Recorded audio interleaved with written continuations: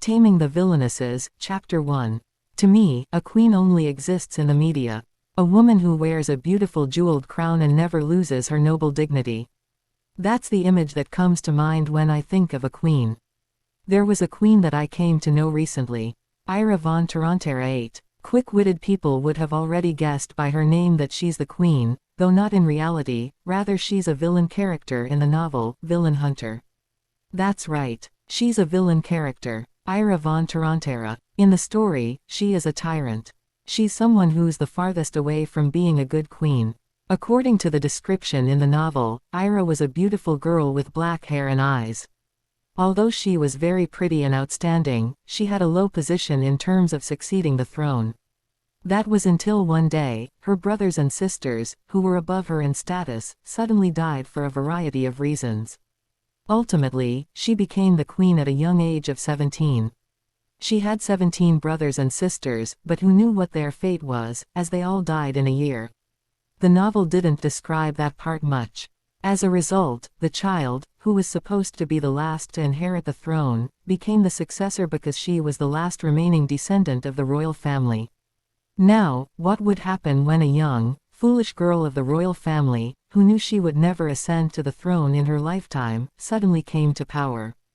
Guards, off with his head. I was watching the scene unfold right in front of my eyes.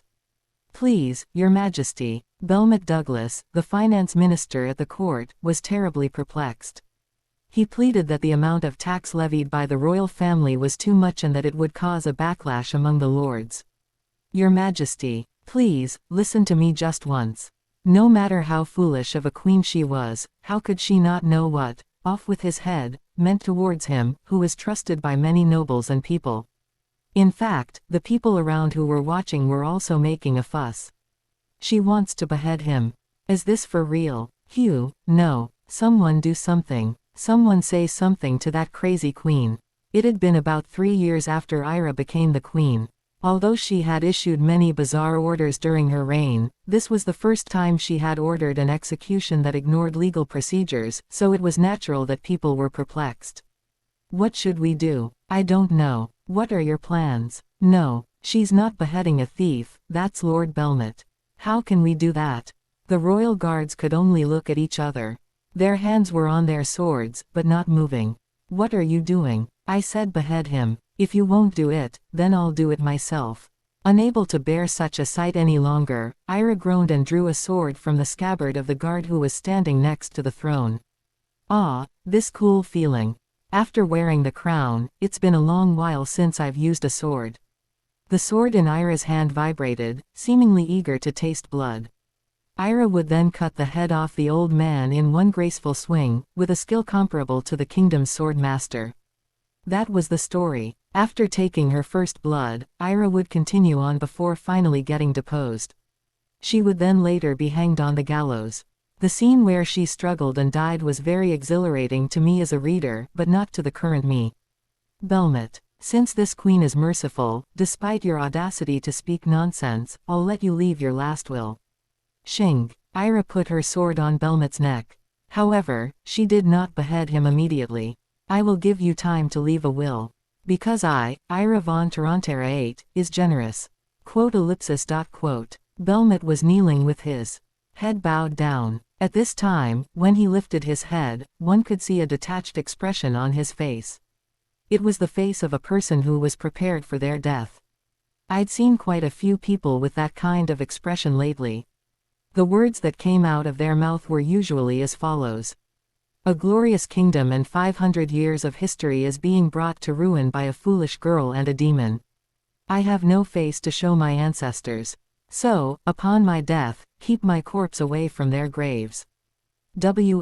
What? Ira's expression darkened. The gap between this look on a pretty woman's face and her beauty was so sharp of a contrast, it was scary. All right then. As you wish, I will tear your corpse to shreds and sprinkle it as fish food. She raised her sword high while everyone either closed their eyes tightly or covered their faces with their hands, knowing what was coming.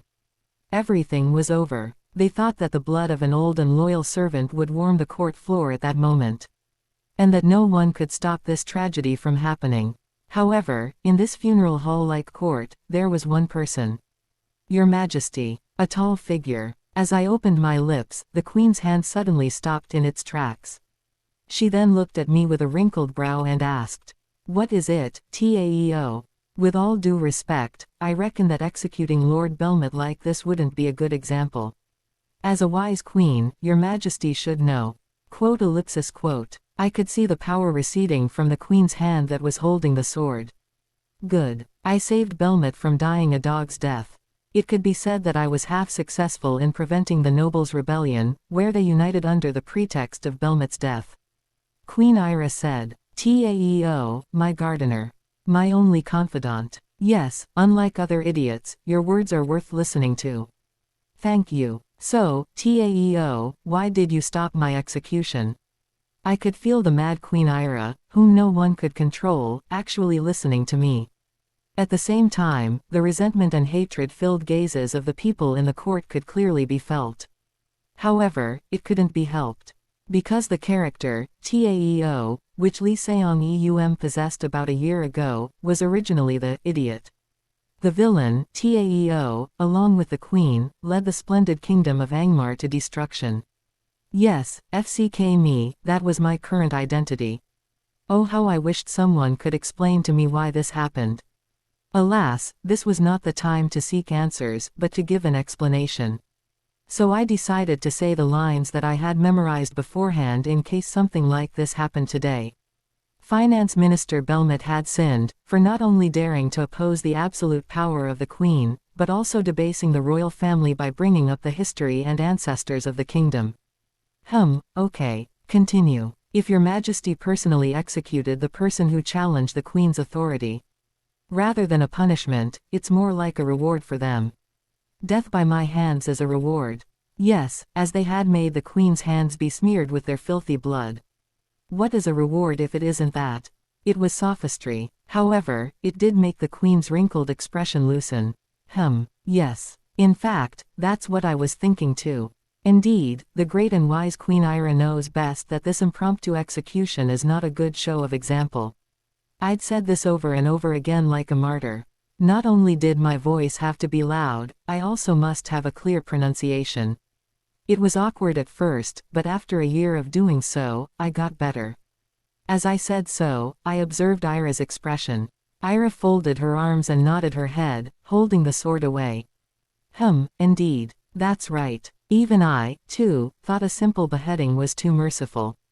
So, Taeo, continue to speak the thoughts you read in my mind. What did you mean I read your thoughts? You blank-headed chick. I was furious, but didn't swear. I paused for a moment until the boiling simmered down. Quote. The point here was to break the momentum.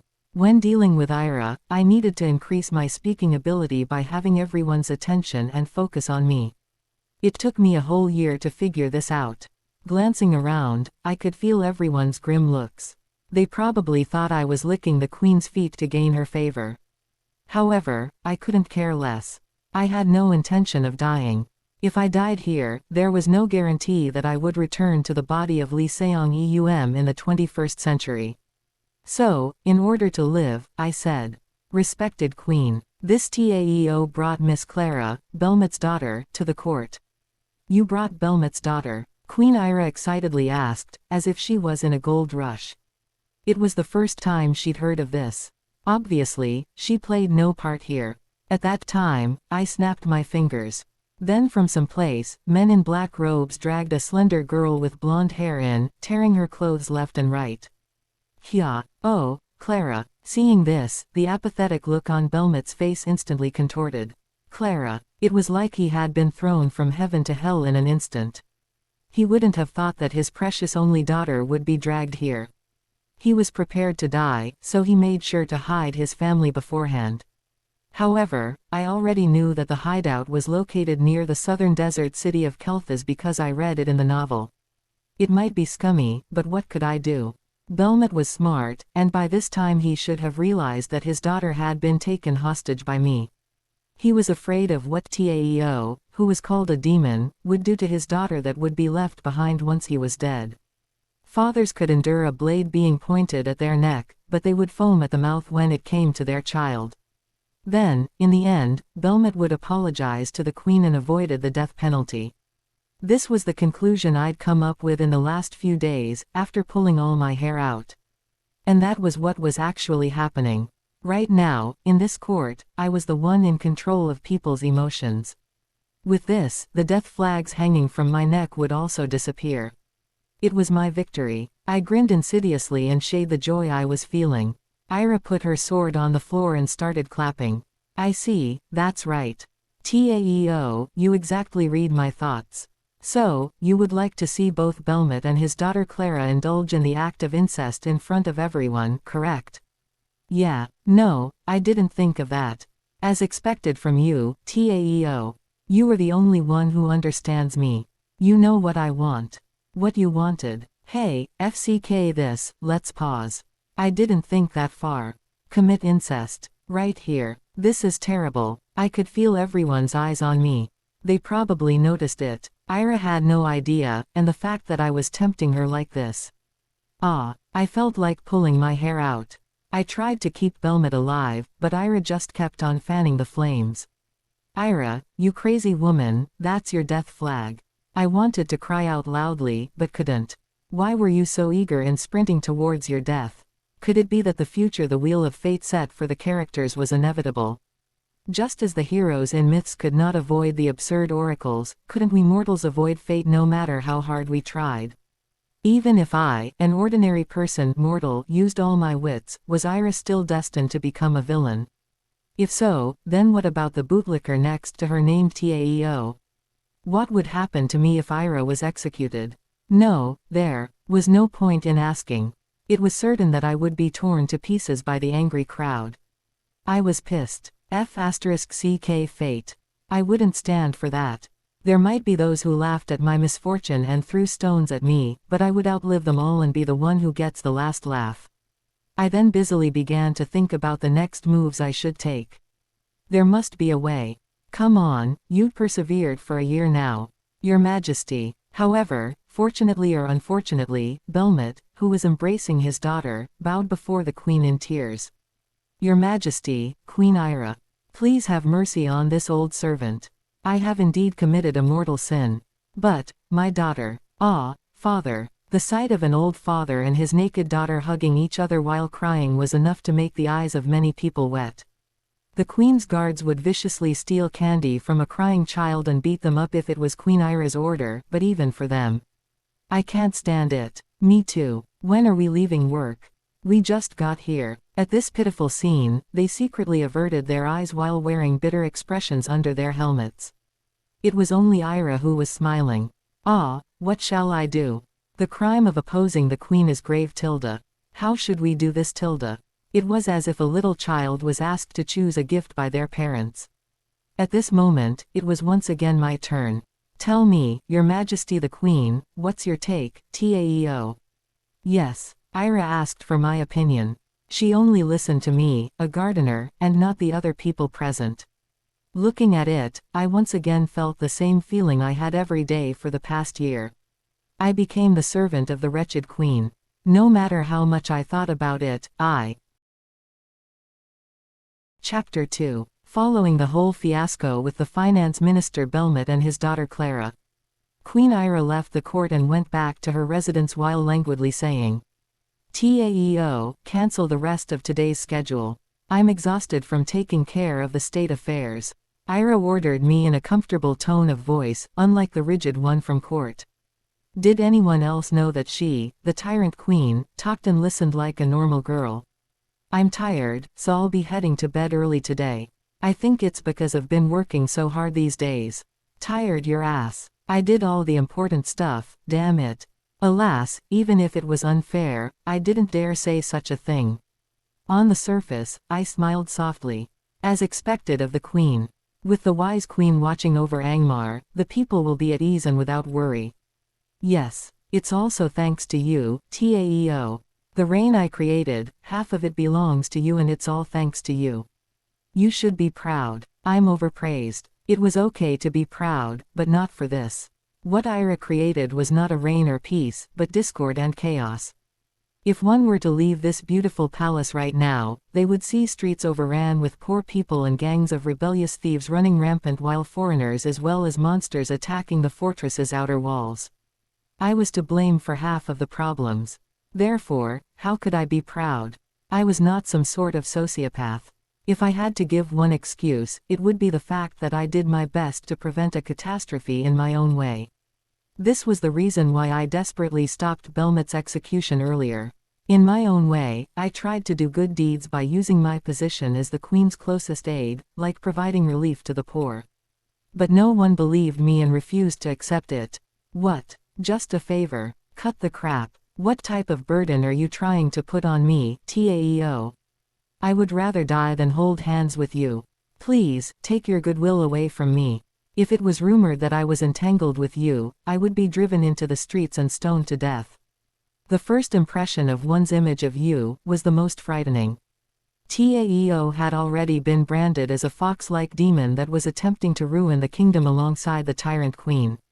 No matter what I did, I couldn't do anything about it.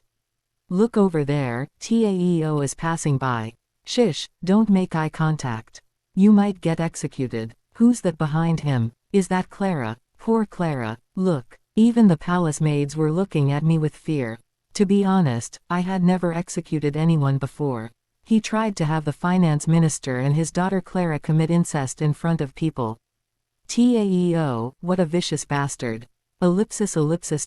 For some reason, my radical methods kept on being a perfect target for misunderstandings and rumors. Anyway, as the noise of the gossiping maids grew louder and louder, Queen Ira smashed the royal scepter she was holding in her hand against the floor. Surprised by the sudden shock, the maids stopped talking and ran away. Looking at them, Ira said, Taeo, I'll have those gossiping maids be striped naked tomorrow for an atonement march. Atonement march. It was very harsh, even more so for the court maids, who were young ladies. The atonement march was a punishment that made you take off all your clothes, having you march around the street outside and back to the court. The harassment and psychological shock they would experience in the process was so severe that people would end in ruins. In fact, Ira punished a maid who tried to poison me that way. I really didn't want to explain how the punished maid was living now. Recalling that scene, I shook my head. There is no need to punish the maids. Those fools are undeserving of Queen Ira's effort to individually respond to their words and deeds. That's true, a gentleman should not be swayed by a small wind. However, Taeo, I can't stand people insulting you. They don't know how hard you're working. No, you don't know who I'm suffering for. I grinned. Please don't mind their slanders towards me. They're probably just envious that Queen Ira favors me. I see. Indeed. Taeo's smart. I'm overpraised. Ah, speaking of slanders and stupid deeds. All the dirty bastards these days say you're a bad guy and that I have to stay away from you. Is that so? But, of course, I don't listen to those idiots. You were the wisest man after me, the Queen. Going back to the previous topic, are you sure you don't want the maids to go on the atonement march? Yes, I don't like it. It's all right. Ira nodded with satisfaction. I had saved several lives. Of course, they didn't know it. The fact that I, who they cursed so much, was the one extending their lives and the life of this crumbling kingdom. Once Ira was executed and the order of the kingdom completely collapsed, real chaos would ensue, destroying all but a few important characters. As for the extras whose names were not even mentioned, such as the citizens, maids and the like, they would all fall into hell.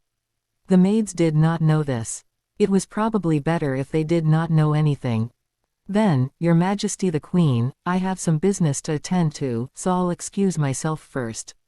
I bid my goodbye upon arriving at Ira's residence. Ira could now go to her room and read her favorite book or go to sleep.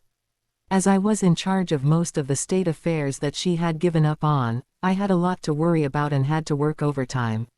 Knowing my hard work, Queen Ira said a sentence in a languid voice as she entered her bedroom. Taeo, you have been so busy lately.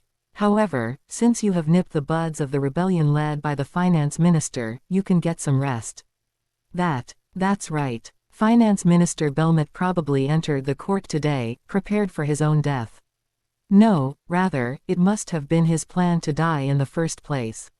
Loved by the people and nobles alike, his death would make everyone rise up and sweep everything in a wave of rebellion, like the disease that they had been suffering from. To trigger the spark for a revolution. That was probably Belmont's role, which he fully understood. In fact, it was the same in the novel. However, he didn't die today. Instead, he even seemingly swore allegiance to the Queen. Hoo-hoo, Dawn Association, huh. I didn't know that such an impure militant group was squirming around on the outskirts. The subjugation has become easier thanks to Belmont's gentle blows. It is all thanks to the wisdom of Her Majesty the Queen. You have cleared the band of robbers, who were trying to usurp the throne. Now, the people will be able to sleep in peace. I said so and shook my head. The Dawn Association being spoken about was the rebels. Basically, in the middle of the novel, these guys caused a great amount of damage to the kingdom's system and the Queen. But due to the variable that Belmont survived, the Dawn Association could not even appear and was subjugated. Thinking of this point, I felt a chill. About the Dawn Association being subjugated. I actually hadn't done anything. I also didn't say anything to Queen Ira. She only came to know about it by interrogating Belmont. To be honest, Ira was, without a doubt, a tyrant and a tumor. But she surprisingly wasn't terribly incompetent. So, sometimes, when she surprised me with things like this, I would shiver without realizing it. After all, there was no guarantee that she, who never doubted and trusted everything I said, would not suddenly turn against me. Ah, and Taeo. Yes, Your Majesty. What? Why did you call me all of a sudden? Did you notice I was cursing on the inside? Tonight, I will reward you for your achievements, so come and heat some water. Quote. Your answer. I understand. A reward. Damn it, that was torture. I must have been caught swearing inside. Well then, I'll see you later. I bowed my head slightly and stepped back. Next to me was a girl with her mouth gagged while a thick rope wrapped around her body. She was Clara, the finance minister Belmont's daughter. She was the insurance that kept Belmont from betraying us. I took her hostage and made her a maid in the palace. Perhaps, one could say that this was a safety measure for Belmont, preventing him from having any ideas of rebellion. All of the maids in the palace were in a similar situation to Clara. They each took up the role of monitoring one another. It was nice to have them watch each other and point fingers. Come, Clara, let's go now. She was like a prisoner of war, but her spirit as a high-ranking noble was still strong. Her eyes were very sharp as she looked at me. I led her to the room where the maids were staying. Fool, do you think it will taste good when you pour it like that? If you pour it, it will become soggy. Hey, that guy is coming. As soon as I appeared, the chatting maids were startled and immediately pretended to work. They got paid for this. I wanted to say something, but I was not that petty, so I simply handed them the tied-up Clara and said, Here, this is Clara. She will be a maid from today onwards. Please educate her step by step, starting with what she shouldn't do. The response I got was cold. There was pity in the maids' eyes when looking at Clara. As if they were saying, so you've fallen too, huh? At the same time, there was also a sense of relief knowing that there was another in the same abyss situation as them. Miss Clara, the maids here are noble ladies, just like you. So don't fight and work together. Now, would you like to say hello to your new colleagues? Slurp. As soon as the gag on her mouth was released, Clara exclaimed. She had been waiting for this moment. Taeo, I won't ever forgive you. I will curse you to the end. You're part of Angmar's corruption. You vicious servant. Did you mean, thank you for saving me and my father's life? I smiled brightly and gave her my thanks. You're welcome. In the past, I would have been heartbroken being criticized like this. But now, I didn't even take it to heart. I guess I had gotten a little tougher. However, this Clara was not an easy girl to deal with. Do you think your power will last forever? One day, you will have to bear your karma. Queen Ira's power will end soon. You know nothing. Pwae. She spat on my face. I had been spat on 3 times this week alone. This happened so often that it didn't matter anymore, but I knew nothing. Even with my patience, I was triggered by that remark. After so long, I finally put my hands up. Jack. Yeah. I grabbed the fallen Clara by the collar and forced her to stand up. I know nothing. Do you have the right to say that to me? You aristocratic B*TCHES who lived their lives eating and wearing only good things.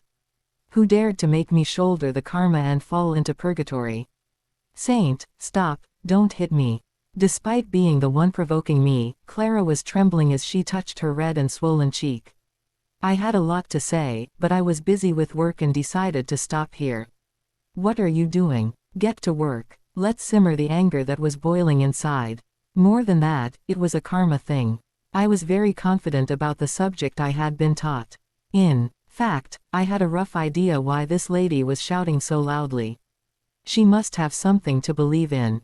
That belief was obvious. Was it their turn to move? Originally, Clara, who was hiding in the hideout, would have contacted them, and an episode would occur. I thought of a well-balanced party crouching somewhere and sharpening their claws. Would those claws ever reach me? No, I would never allow that to happen. A statement on the cost of maintenance and repair of the fortress walls and the appearance of the frontier nobles.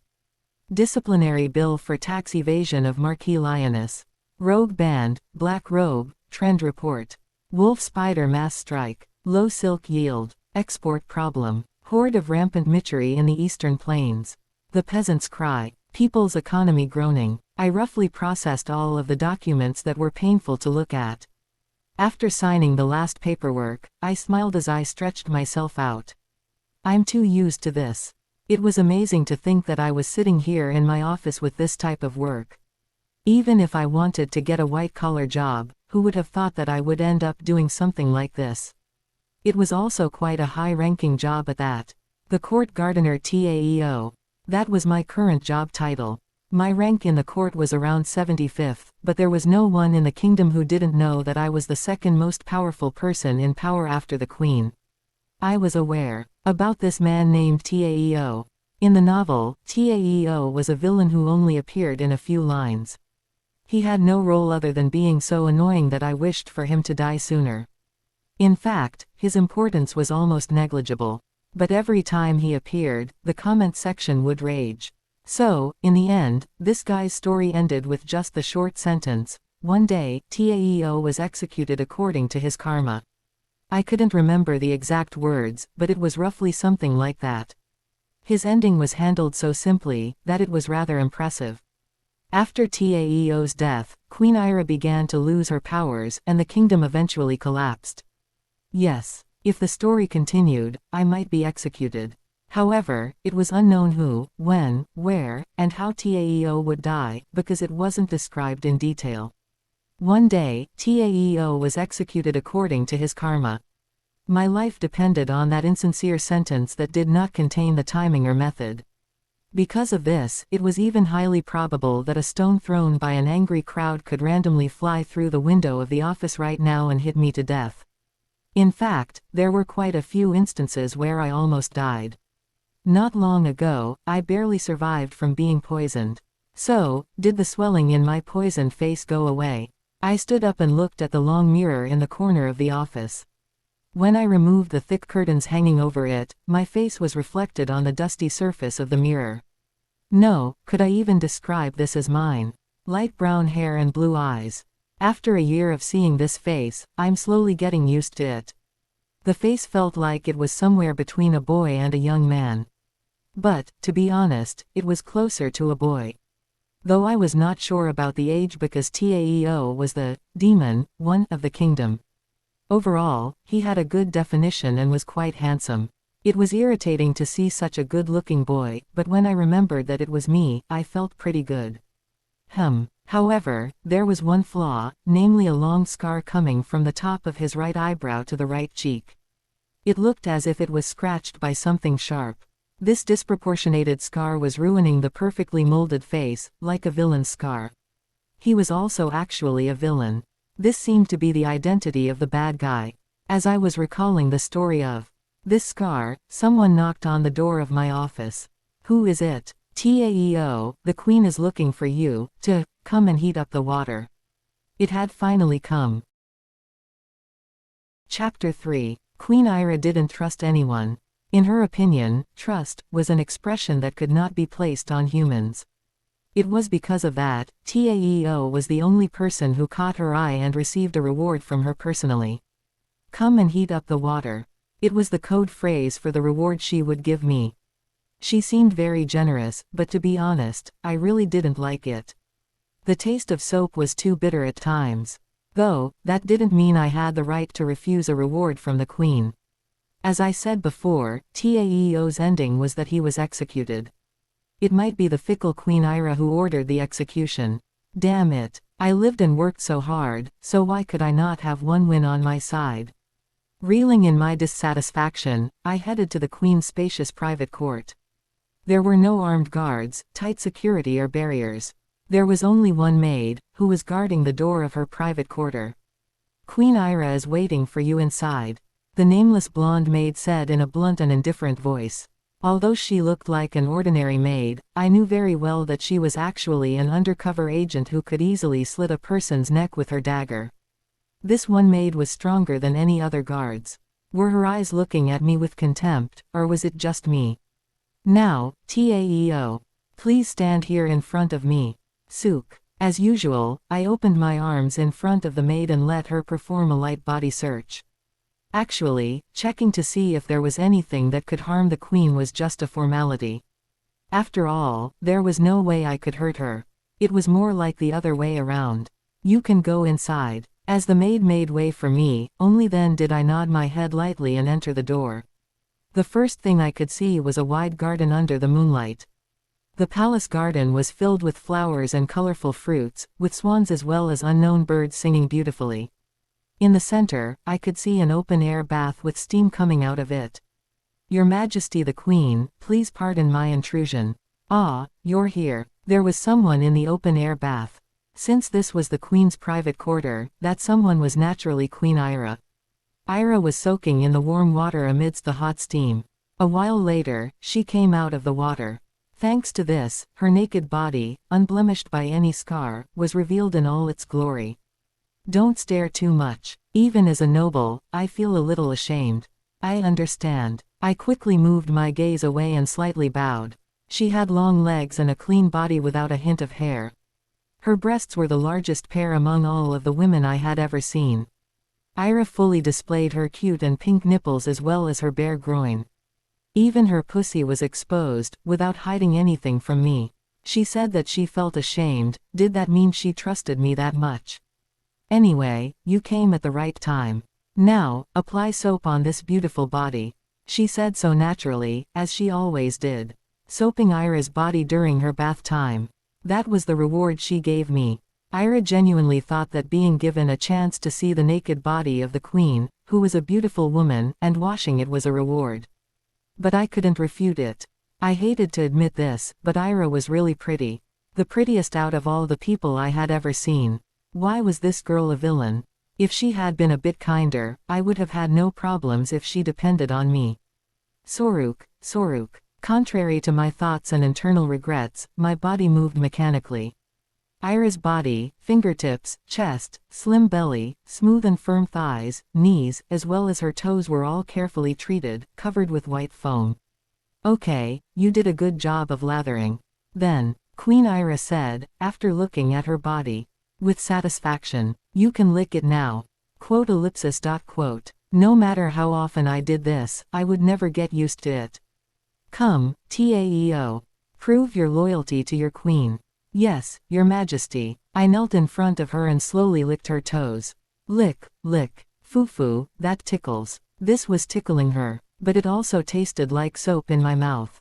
It tasted bitter. Was there no delicious soap? Why did I keep forgetting to order delicious soap to be kept in the court? When I went out later, I must not forget to give out instructions. Yes, that's it, you're licking well, Taeo. Just like that. Get that nook and this. Ugh, compared to the other idiots, you gotta stay by my side, Ute. The queen's gentle voice tingled my ears. I, Taeo, was a man, so I had no control about that, in such a situation. Erection. But I didn't have time to worry about my cock, which had become painfully hard. Lick. You, Ooh. I slid my tongue across her ankles, calves and knees. Cute. Soon, my tongue reached the depths of her groin, between her smooth and firm thighs. Quote. This place was a forbidden fortress. Was this okay? I lifted my head slightly and looked at the silent queen. Maybe it was because she just got out of the hot spring, but she was staring down at me with a flushed face. Taking this as consent, I spread apart her clean and bare pussy, before sticking out my tongue. Halgic. Chirrup. Aha, ha, it tickles, yes, ah. I was licking the pussy of the most beautiful woman in the kingdom. This could be said to be a real reward in its own way, but it was also a little scary to think that such a woman might order my execution on a whim. I still found some things a bit unbelievable. Ira offering her pussy. Actually, Ira was surprisingly conservative about her sexuality. It hadn't been that long since I and Queen Ira started this type of relationship. It began a month ago, after I was almost poisoned to death by a maid. The queen called me to her private quarter, then had me wipe and lick her body. At first, it was only the tips of her fingers and toes, but as the number of times we did it increased, it gradually turned out this way. Did she have a change of heart after I drank the poison and laid ill? Anyway, Taeo was having a secret affair with the queen. This rumor had been unknowingly spreading around the palace. Those who had good ears at the court criticized me as a demon who seduces and eats the queen. It was regretful, since I really wasn't, but no one would believe it. Even I couldn't believe it.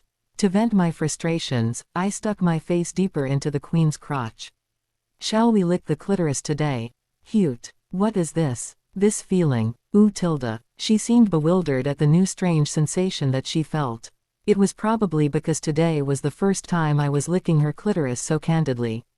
Gently rubbing and licking the clitoris with my tongue. Ooh, the tyrant queen's mouth continued to sing a chorus of moans. Taeo, you're my only one. Ha, only you. Only you can think and give this to me. Ha, ha. Still, this feels strange. Heu, my waist, Uham, number. Cute. My face was already wet with her love juice.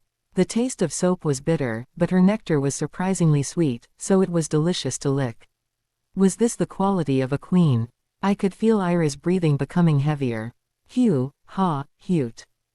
Something feels strange.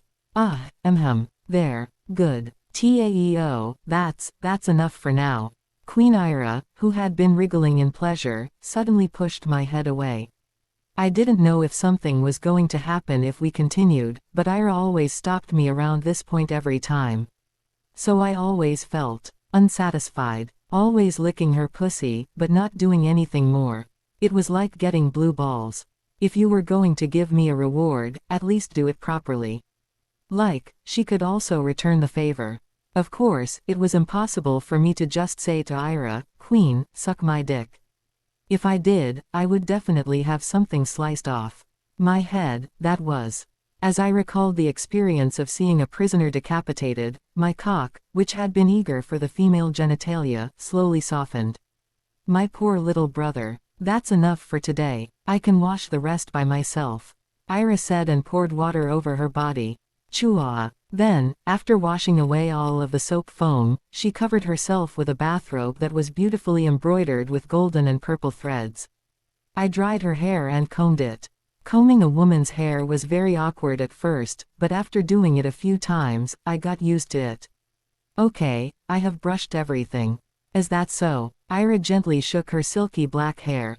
The tyrant of a woman she was. After washing, Ira smelled very good. No. Actually, Ira had always smelled good. You seem to have something to say, Taeo. This is not like you. I'll give you permission to speak. Ira looked at me as I was wiping my hands and mouth with a towel. At times like these, she was rather tactful. How did she know I had something to say? I decided to tell Ira what I had been thinking about the entire day, even all of the time recently. About the finance minister. What about him? It makes sense for the finance minister to be executed due to his impetuousness.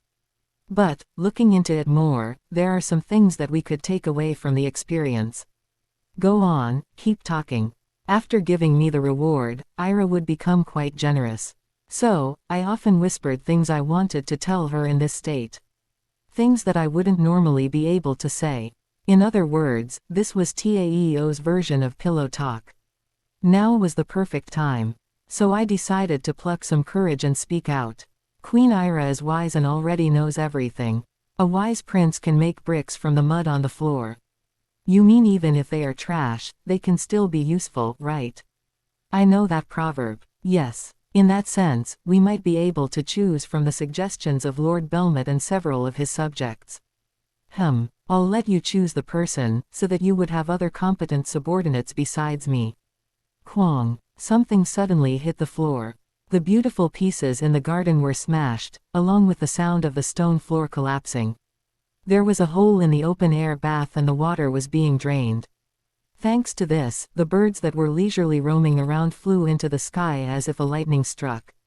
As I looked at Ira's dust-covered fists, I felt dizzy. Taeo. Ira's shout was so loud that it was like rolling thunder. Don't mention having someone else by my side ever again. For me, you alone are enough. If not, what is, Taeo, you would rather have someone else by my side while you leave, or something like that. No, absolutely not. Goo. I could see all of the water in the open-air bath evaporating. The steam felt surreal and unrealistic. However, for Ira, that was possible. Since she was a rank 7 magician. At the same time, she was also one of the few sword masters in the kingdom. She was too damn strong. This was the reason why the ministers and people of the court couldn't just revolt or purge Ira. This was also the reason why I was stuck with her. Ira said, everyone else is a mask-wearing traitor. They all laugh in front of me, but behind my back, they are rats who only think of sticking a knife in my back. Quote. My brothers and sisters are dead. At some point, they were killed like dogs for various reasons.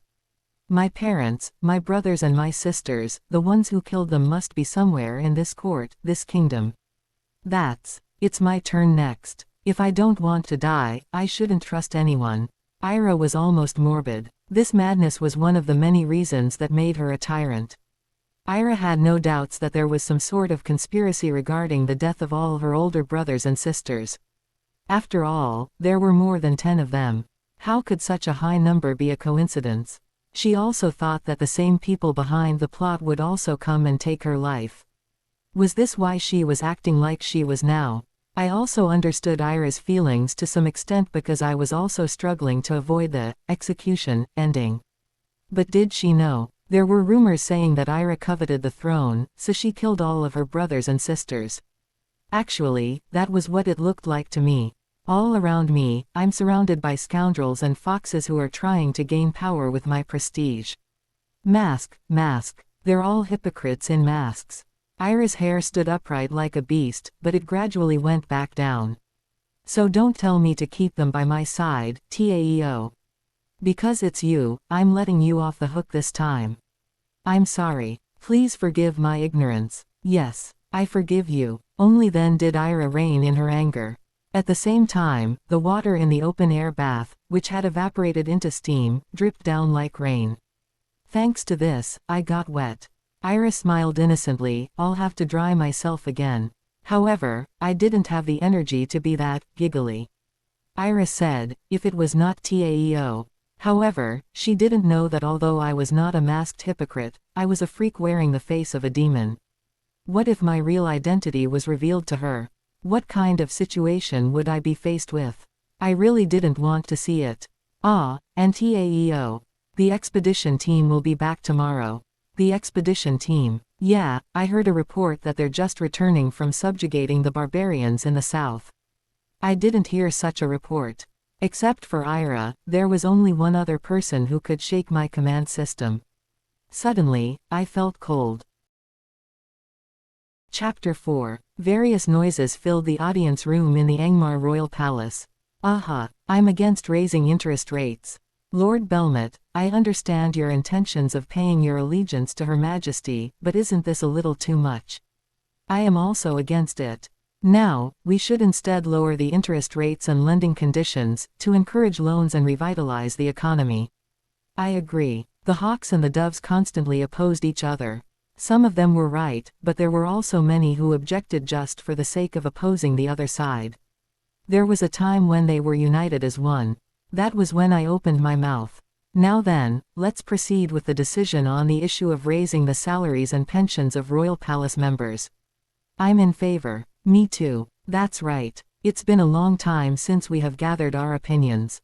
The collaboration between both sides, isn't this the first step towards peace in the kingdom? What do you mean, you bastards? You always fought like rabid dogs on the streets. It was only when it was this topic that you all would agree on something. Of course, this was convenient for those who had to deal with them. It made the job easier. But in the end, these dogs were ultimately the cancer of the kingdom. It was because of them, the people had become bandits. Huang. At this moment, the doors of the court were smashed open. Who dared to open the door to Queen Ira's courtroom like this? Was it possible that the Revolutionary Army was attacking the court? For a moment, my heart sank, as I wondered if the angry crowd was finally coming. This place has nothing but garbage that likes to spout shit. Todik, Hoodoodook. Someone slowly emerged from the cloud of dust caused by the smashing of the door. The first thing I saw was a squeaking and swaying iron plate armor. The armor was bright red like a rose, with sharp thorns all over. It didn't look pleasing at all, appearing that it would hurt if you were rammed by it. Damn. Whoa, the expedition team is back. The expedition team is back. The rowdy hawk and doves all suddenly began to tremble together. Jolgarok, Jolgarok. Either way, the knight in red armor entered the court without hesitation, before finally raising their huge halberd. Whoosh. The cold weapon was pointed towards Ira von Tarantera, who was sitting on the throne, with her chin resting languidly in her hand. The queen. Protect the queen. Royal guards. While the others were trembling and in disarray, Ira was simply leisurely watching, as if she had nothing to do with whatever was happening. The halberd, which had been raised high towards Ira, fell down upon the floor. Die. Shing, Kwa. However, it was not Queen Ira who was struck down, but rather the head of the doves next to her. HMPH, this bastard was giving weapons to the barbarians on the outskirts. You traitorous prick. Thanks to you, I had to deal with the barbarians. No wonder they had catapults out there. As the knight took off their lion helmet, their mane-like blonde hair peeked from underneath. Soon, a pure white face drenched in sweat was revealed, a face that strangely resembled that of Ira's. She was Ira's cousin. This person was, so to speak, a distant royalty. Kicking the head into barrel rolling on the floor, the Scarlet Knight, Angmar's field commander, Ilga Lioness, roared loudly. Rotten bastards. There's a traitor right next to you and can't even recognize it. It's because of useless bastards like you, who are getting paid while doing nothing, that my workload is increasing. Ilga's roar had exposed the reality loud and clear. The lawmakers, who had split the state affairs in half, all kept their mouths shut. They held their breath and hoped that the blade of that dreadful executioner wouldn't touch them. I was also stumped. I deliberately kept that dove elder, the one that just got killed, alive. I was using him as a tracker to monitor the situation of the barbarians in the south, and yet you just killed him like that. Did you enjoy making my work harder than it had to be? Fuck off. Shing. I then felt the sharp tip of the halberd getting pointed towards me. The blood dripping off of it was a bit scary and it smelled fishy. If there's anyone else who has done the same thing, confess right now. I'm going to give you a quick death. Ilga's blue eyes were staring at me, it was as if she was telling me to listen. To be frank, Ilga hated me. It was because Ilga was neither a hawk nor a dove, but a warrior. She loathed the schemers coordinating this and that behind the scenes without holding a sword. Yeah, just like me, TAEO. But it didn't matter. It was because I hated Ilga too. We hated each other. But there were times that one had to bow one's head, even to someone they didn't like. So I bowed my head towards her and said, "Congratulations on your safe return from the expedition, Ilga Nim. I have heard of your victory, but I didn't expect your return to be so soon." HNNGG, they were nothing. They were just as sloppy as you are. I see. However, this is Her Majesty's palace. Please withdraw your weapon. Ooh. Voices filled with expectation along with admiration sounded here and there. People were surprised that there was someone who could say a word to the fearsome Ilga. At times like this, I often felt proud of myself. But Ilga wasn't too shabby either. You want me to withdraw my weapon? No. If you really want to do that, why don't you take it from me? It was a cheap provocation. I had long graduated from being affected with this kind of thing after 3 months of being here. Now, the only thing it could get out of me was laughter, but the faces of the elders, who were watching this scene, seemed to become more and more anxious. It was as if they were about to pee their pants. Anyone wants to stop her. How would you stop Ilga? She doesn't even listen to Lord Taeo. At this rate, everyone busily observed the situation. Ilga and Ira were the big pillars supporting the kingdom, as well as the current system. No one could stop her, except one person. That's enough, Ilga. You have already made the floor dirty. Ah, if you say so, cousin. Then so be it. I was just joking around. Why are you all standing there frozen from just a little prank? Ilga put the halberd down on the floor and laughed. Seeing this, Ira just shook her head and said, it was a tasteless joke. Taking advantage of the opportunity, I ordered the guards to clear the decapitated corpse of the elder. I wanted to prevent Ira from turning into a complete psycho queen. If she continued to look at the decapitated corpse, she might awaken her pleasures for murder. Fortunately, Ira seemed to have no interest in the corpse. Ilga, how was the expedition? It was easy since they were just organizing their forces. If you just wave your arm once, dozens of heads would fly off. I haven't even practiced enough. HNNGGG. Still, it was fun to see those damn savages screaming. They ravaged, looted, burned, and raped the people of our kingdom. Bet they didn't think that they would suffer like that. They got the punishment they deserved. Yeah, I wish you were there, Ira. If you were there, I would have been able to catch the barbarian chieftain that escaped this time. Ilga emphasized a few times that it was really disappointing that Ira was not on the battlefield. Ira also lamented, I know. More than that, that chieftain was a damn evil bitch. They were offering people as sacrifices to a demon. Really? Demon? Was there a demon? Those monsters beyond the barrier. Huh, demon. There was a lot of noise around the word, demon, here. I defeated it. But thanks to that, the damn barbarian chieftain took the opportunity and ran away. One day, I will definitely catch and parade that bitch in front the graves of my fallen soldiers. Speaking of killing, wanna know how many children I killed? No, there was no need for such a conversation. For me, who was trying to keep Ira away from getting triggered as much as possible, this uncouth Ilga was a thorn in my eyes. What should I do if Ilga influenced Ira and she also became a murder maniac? I deliberately planned a long expedition to keep her far away, and yet how come she was already back after a month? I expected it to take at least 2 years. I was going to have a headache again for a while. Where else could I send her away? I thought of a map near the Angmar kingdom in my head. Come to think of it, it was said that those fanatic sandmen from the west were a problem, but you just got back from an expedition, so get some rest, Ilga. I will prepare a banquet for you. I would be happy if you did. As expected of my cousin. Ira and Ilga hugged each other. It was a good sight to see 2 cousins and beautiful beauties getting along. The combination of Angmar's 2 Villainesses would be a disaster for their enemies. Also to me as well. Ilga, who had changed into comfortable clothes, was a woman who looked as good in a dress as Ira did. It wasn't strange for her to dazzle men at a banquet. You have a bigger chest than I thought. Hya, Ilga Nim, if you do this. What are you going to do about it? Both on the left and right of Ilga, she was teasing dancers dressed in quirky, flimsy clothes. Ilga liked things that were beautiful and good-looking, regardless of gender. Hence, the dancers were specifically added to keep her company and have her behave. It would be better if she stayed quiet like this. Come, everyone drink. Ilga shouted loudly, like she owned the banquet. Putting all other things aside, the banquet was held at the court to commemorate the hard work of the returning expedition team. The magicians' fireworks, the singing of the court musicians, and the graceful dance of the dancers was a feast to behold. Ha, pour some wine. Drink. Aha. Come, look at my rhythm. Hya, so cool. It was already well past midnight, yet, everyone didn't even think about going to sleep and just kept pouring glass after glass of alcohol. My stomach churned from the overflowing smell. I had gotten used to the smell of blood lately, but I couldn't stand the bitter smell of wine. Yes, didn't really drink.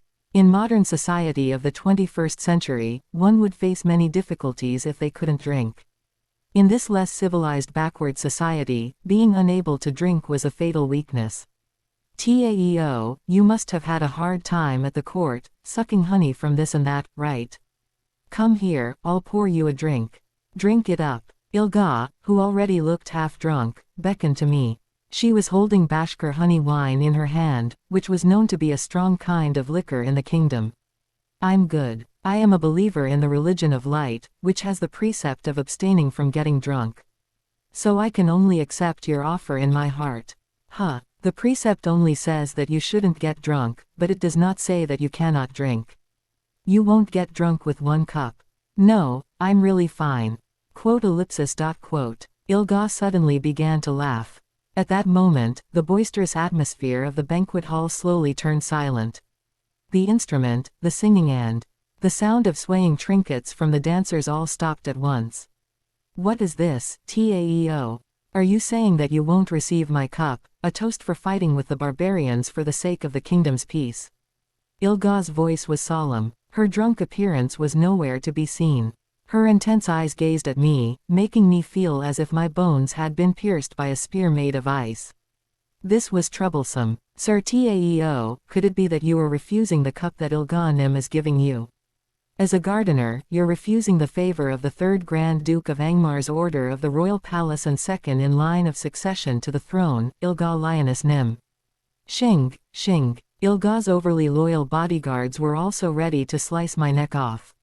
I knew very well that this was part of Ilga's schemes. This woman was deliberately trying to set the mood. She was always like this, every time she came back.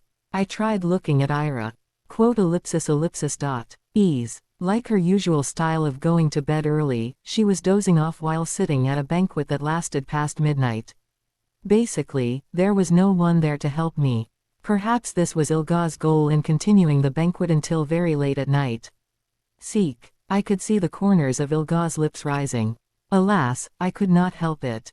Sometimes one just had to swallow it, even if they knew it was bad. Then I'll take 1 drink. Yeah, drink it and prove your manliness, little sweetheart. A female younger than me was calling me a kid, I scoffed inwardly as I took Ilga's glass of wine and drank it. Gulp. Did someone say alcohol was a cold fire? What I was drinking right now was exactly that. The cold liquid passed through my throat, making the stomach feel burning hot, as if it was on fire. Why did people drink this if it was not even delicious? After I emptied the glass, I felt my legs shaking and the world spinning. See, that wasn't so hard, was it? Only then did Ilga smile brightly. Soon after, her red flag guards started to cheer and clap. Pour. Drink. Someone, sing a song. Ditch a small ditch stream a little stream. No, what the hell is that song? Like it was before, the banquet began to return back to normal. But my head was spinning and my stomach was churning. Despite sitting still, I couldn't stand it at all. Damn it, this was why I didn't want to drink. I didn't know what mistakes I was going to make if I got drunk. In a moment. I quickly went outside, before the alcohol I had just drank got absorbed into my body. It felt like someone was following me, but now wasn't the time to worry about that. Chapter 5. On the flower bed in the court garden, I emptied out the contents in my stomach. If someone saw this, they would have said that it was rude of me. Fortunately, the banquet was noisy and there was no one who cared about what I was doing. I also purposely chose to vomit at a place where there were no people around. That's unsightly. You just drank and vomited instantly. Even those savages, barbarians, have more backbone than you. Surprised. I almost jumped up in fright, like a cat that saw a cucumber.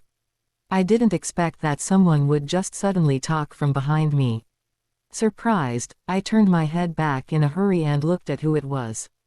I saw Ilga, who was wearing a red dress and had her hair tied back, slowly approaching before handing me a handkerchief. Here, it's fine. I have my own handkerchief. Quote ellipsis ellipsis dot quote. Ilga's expression crumpled when I turned down her favor. For a moment, my right eye twitched. I began to suddenly feel pain from the scar on my right eye, probably because it remembered something from the past. Just take it. You know I hate having to repeat myself 3 times. This is already the 2nd time. At Ilga's constant urging, I was forced to take the handkerchief from her hand. Ilga was being nice to me. Instead of feeling happy, I felt anxious and on edge. Ah, so this was how other people felt when I, TAEO, suddenly tried to do someone a favor. Everyone must have felt this way. The feeling that, this bastard is being nice because he's scheming against me. With this notion, it was natural that people wouldn't be comfortable and reject any sort of offer. But although I understood it in my head, it still felt unpleasant. I cleaned my mouth at a nearby fountain, then wiped it with the handkerchief. I'll be sure to wash this well and return it to you. If possible, I did not want to owe anything to Ilga. Or should I just say that I didn't want to get involved with her? Ilga was the opposite of me. Whenever I looked at her, I thought of the scary sisters in the back alleys who kept stealing my money when I was young. It's chilly, TAEO. Anyways, have you been comfortable while I was away? Did you get promoted? How's the fort? Ilga's hand gently ran across the nape of my neck. Also, her voice did not sound like a heroine who had been commanding the battlefield just now. Rather, it was a soft, even, kind feeling. But the smell of blood from her hands was undeniable. At this moment, I widened our distance and avoided her fingers that were targeting my earlobe. Things are the same as always. Her Majesty, the wise Queen Ira, is in control of the country. There are no problems and the people are happy. Hey, I didn't ask you for that. Have you lost your touch because it's been so long? Come, let me help you with that. Ilga reached out her hand towards me, while I tried to widen the distance between us. Like Ira, when she reached her coming of age, being 3 or 4 years older than me, she treated me like a bread shuttle. If there's nothing more, I'll take my leave. I tried to go around her, to escape this uncomfortable encounter. TAEO. I have been trying to be kind to you with a big heart for a long time. Do you have to insult me like this? At this time, Ilga's face, which had been maintaining a friendly expression, began to rumble with various emotions. Yeah, okay. Well, I guess you are still concerned about the old days. Her voice also lost its kindness and returned to that of a scruffy woman. It was a good thing for me because this one was easier to deal with. Isn't that a thing of the past? That thing across your eye, the scar. Didn't I apologize? Ira had always picked out the prettiest and best things from me then. Took them away. If I didn't hurt you like that, you would have been taken away. Quote ellipsis ellipsis dot quote. Yet even when I did so, you still ended up getting taken away. Ira, that bitch, I'm always put behind the scenes because of her. More than that, the thoughtless queen. Fuck. That bitch of a queen, a queen. I was really startled when Ilga suddenly screamed. I opened my eyes wide as Ilga talked while rummaging through her sleeves. Since when did you take care of Ira like that? So, what, did you two really do that? What do you mean? At my question, Ilga glanced around and pulled out an enchanting herb cigar from her bosom. The enchanting herb plant was similar to tobacco in the modern world, and was a favorite commodity enjoyed by nobles. Ilga flicked her fingers and ignited a magical flame. She sucked on the cigar and puffed out an apple-scented white smoke. I have ears too. You and Ira, the rumors about your relationship that is circulating in the court. Is that true? I thought she was going to talk about some difficult story. With this, I relaxed and casually answered. Aren't you the one who knows best that this is not the case? I don't think it is worth explaining. Yeah, right. Since Ira is still sitting on the throne. Yeah, well, that means nothing happened. Those noble bastards, always making false rumors. Ilga tossed the cigar on the floor and stomped on it to put out the embers. Speaking of, TAEO, this reminds me of the past when we were together. It has been a while. Shall we do that? Don't say no. This is not a request, but an order. Damn bitch. Were you threatening me? Well then, stand here in front of me and close your eyes. I'm going to do what I did before. You have been a good aid to Ira, so I'm giving you a reward. Reward. It would probably be torture. Nonetheless, I had to close my eyes. One never knew what would happen if they rejected Ilga. She was an unmatched pro when it came to killing and harassing people. When I closed my eyes, I felt dizzy. This was why I didn't like alcohol. At this time, I could smell Ilga's apple-scented breath. Then something soft touched my lips, followed by a smooth and warm sensation invading my mouth. It was Ilga's tongue. Her tongue mercilessly teased the inside of my mouth. For a moment, she moved her head away from me, then said with a reddened face. What do you think? It feels so good that you will go crazy, right? Ira doesn't do this to you, does she? To be honest, I was upset, but it did feel good. It would have been better if there hadn't been a smoky taste from the cigar. I didn't know why this woman always did this after she smoked. Thanks to that, my throat stung and tasted like shit, as someone who didn't smoke. Cough, cough. As I coughed, Ilga giggled, as if it was a funny thing. She really liked to see others suffer. What a pervert. This isn't enough. Yes. As I was about to say nothing, Ilga pushed me against the wall and kissed me again. Raggedly exhaling, Ilga placed her arms on both sides of my shoulders to keep me from escaping. Phew, how is it, isn't it good? To be honest, Ilga was as good as a teenage middle school student. There was nothing to say about the mood of the kiss. She had no skill, and she frankly just flicked her tongue back and forth. It felt good in its own way, but it was not my style to just act passively.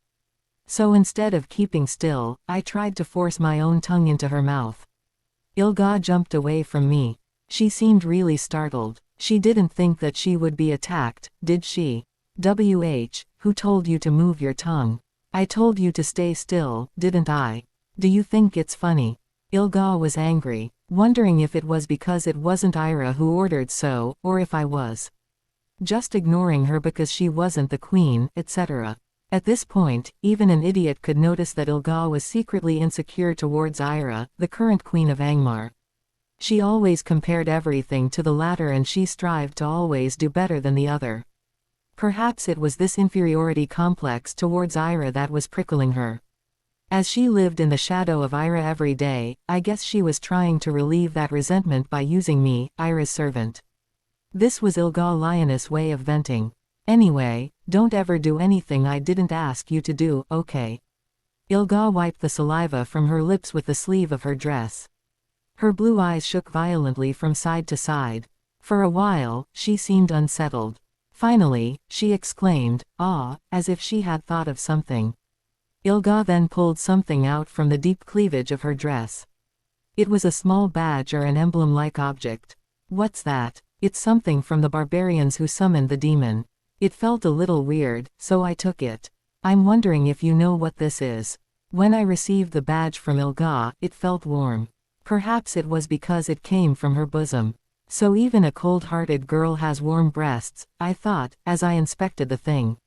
It looks like a pretty elaborate piece of work, but the burn marks are so bad that it's unrecognizable. Don't whine, that's the best one. Don't whine. That was harsh. But, seeing it this way, I was at least certain about the burnt and bloody smell that was still wafting from the charred badge. I could vaguely picture the dangerous situations that Ilga and her soldiers had treaded through. The scene must have been like hell. They were fighting with the barbarians of the south, who would take out the heart of a sacrifice and offer it to an evil spirit which was a sun god or something. Even with this kind of life, fortunately, I had never witnessed a battlefield with my own eyes. It was all thanks to warriors, like Ilga, who would bleed in battle. It was basically like, don't whine at me when you're just playing with numbers in a warm courtroom. Anyway, it's too complex to be crafted by the Kukulzar barbarians of the southern jungles. If they had several of these things, I don't think it was just a coincidence. I could have asked the dove elder that I planted in the court and maybe get something. But this woman in front of me just sliced his head off, leaving me in a pickle. Let me find that out. Yeah, so, where am I going for an expedition next? You're going to encourage Ira to send me out on an expedition again, are you not? Ilga was pretty sharp. But then again, if she wasn't sharp, she wouldn't be a field commander on the front lines. I put the badge in my pocket and answered appropriately. You just returned from an expedition. You should stay in the royal capital and rest for the time being. Recuperate, and if you have any injuries, get some treatment. Although the execution of Belmont was stopped and the rebellion was extinguished, a dangerous spark might still be burning somewhere. For now, it seemed like it would be good in many ways to have someone like Ilga and her guards stationed near the royal palace. It was surprisingly helpful that Ilga came back after finishing her expedition quickly. Hence, I said to Ilga, with half thanks and half scorn. It might be too late to say this, but I'm glad you came back safely from the expedition. What do you mean? Do you know who came back early to receive such a greeting from you? Ah, I don't know, I'm drunk. I'm leaving. It's freezing out here. Swish. Finally, as if losing interest in me, Ilga turned towards the banquet hall. She came and went at will. She bullied and left at will. I guessed I could get some rest. Now, that was a relief. Ilga, who had walked quite a bit of distance, suddenly muttered in a low voice that was uncharacteristic of her without looking back. Hey, Taeo. Do you have more to say? If, a year ago, on Ira's birthday, what if I hadn't taken you to the court? A year ago. Was it a year ago? I recalled the moment when I had just possessed this character.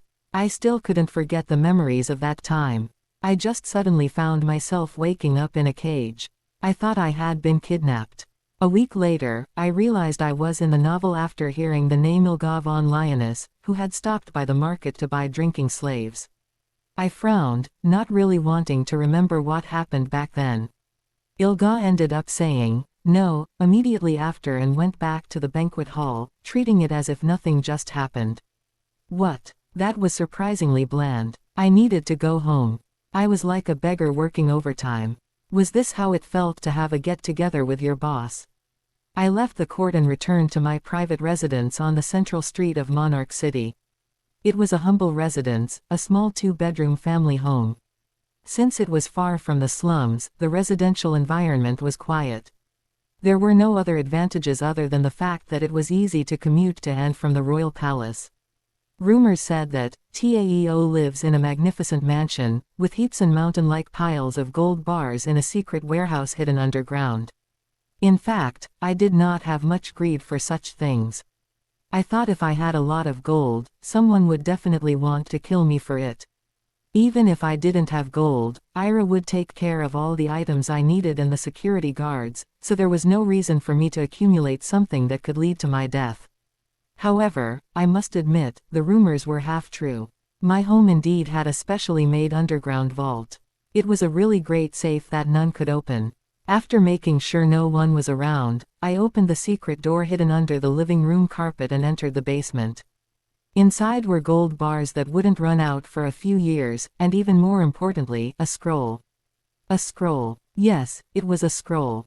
I opened it up for the first time in a long while and read what was written on it. Open hollow corner bracket rebellion after the execution of Belmont. The Dawn Association gained power from the fringes with Belmont's slush funds, close hollow corner bracket. What was written here was none other than the content of the novel, Villain Hunter. Before I forgot the contents of the novel, I wrote down the big events I remembered. This was more valuable than any other treasure I had. Since the matter with Belmont's execution is over, the Dawn Association is good for now. Like checking off an item in a list, I put a small X next to what I wrote down. So, what was going to happen next? My eyes went lower and lower, reading the words slowly. I quickly rolled up the scroll, lest anyone suddenly appeared. This was only for me to see. Chapter 6. If I had to describe the protagonist of Villain Hunter in one phrase, it would be a dark hero.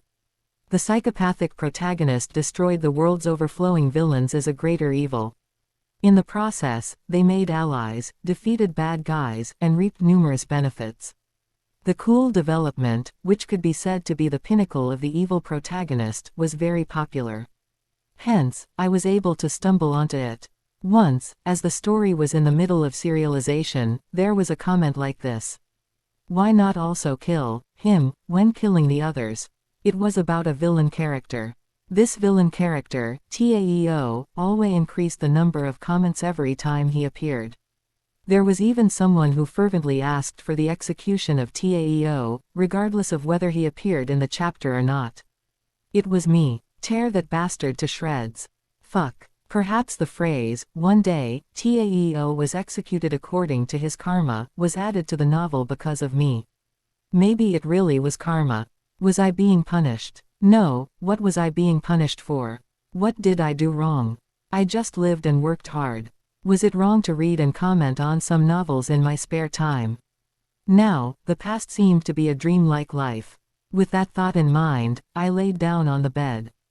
Of course, before going to sleep, I didn't forget to check whether the windows and barrier stones installed at the entrance of the house were working properly. I wouldn't be surprised if I suddenly died somewhere, someday. Heck, there might even be an assassin hiding under my bed right now. Quote ellipsis ellipsis dot quote. Wasn't that a possibility? Listening closely, I could definitely hear something creeping under the bed. After crossing many lines ever since my body became like this, I was confident that my sensitivity was comparable to that of a thirsty deer drinking in crocodile-infested water. There was really something hiding there. I pulled out a dagger that was placed under the pillow, from the side of the bed. When taking down people, it is best to aim for the neck or eyes. Don't hesitate. While recalling how Ilga once taught me how to kill, my feet slowly reached for the floor. Sook. But when my bare feet touched the warm carpet, nothing happened. Did the assassin want me to sleep first? For a while, I was nervous at that thought. That sound coming from the floor calmed my tensed body, like that of a rubber band relaxing after a tight pull. What? You're not an assassin. Yeah, there was no way an assassin could have gotten inside the house when it was protected by a barrier. I must have been extra sensitive because I had a lot of work today. When I lowered my head under the bed, I saw a pair of black eyes lurking underneath. When did you get here? As I reached out, something small appeared. The identity of the creature that cried was the same as one might expect, a squirrel.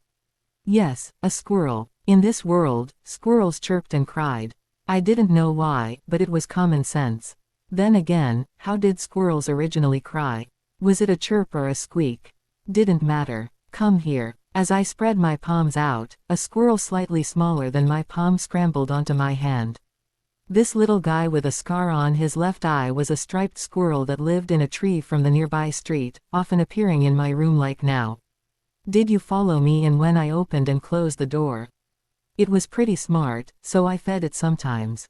Now, though, it was friendly enough to get in touch with people like this. Thus, I often handled it. Wait a sec. I took an almond from the wooden table next to the bed and gave it to the squirrel.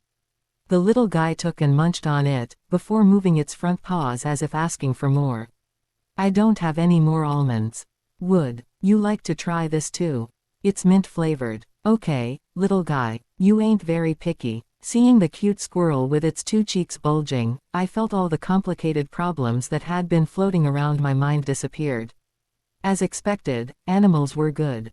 These guys didn't conspire nor bore any malice. They just ate, slept, played in the fields or climbed trees. They instinctively lived a peaceful life. Hence, I felt comfortable dealing with them. When I was with animals, I could just be an ordinary person, not the villain Taeo. You are the only one on my side, aren't you? I raised my index finger and stroked the squirrel's head.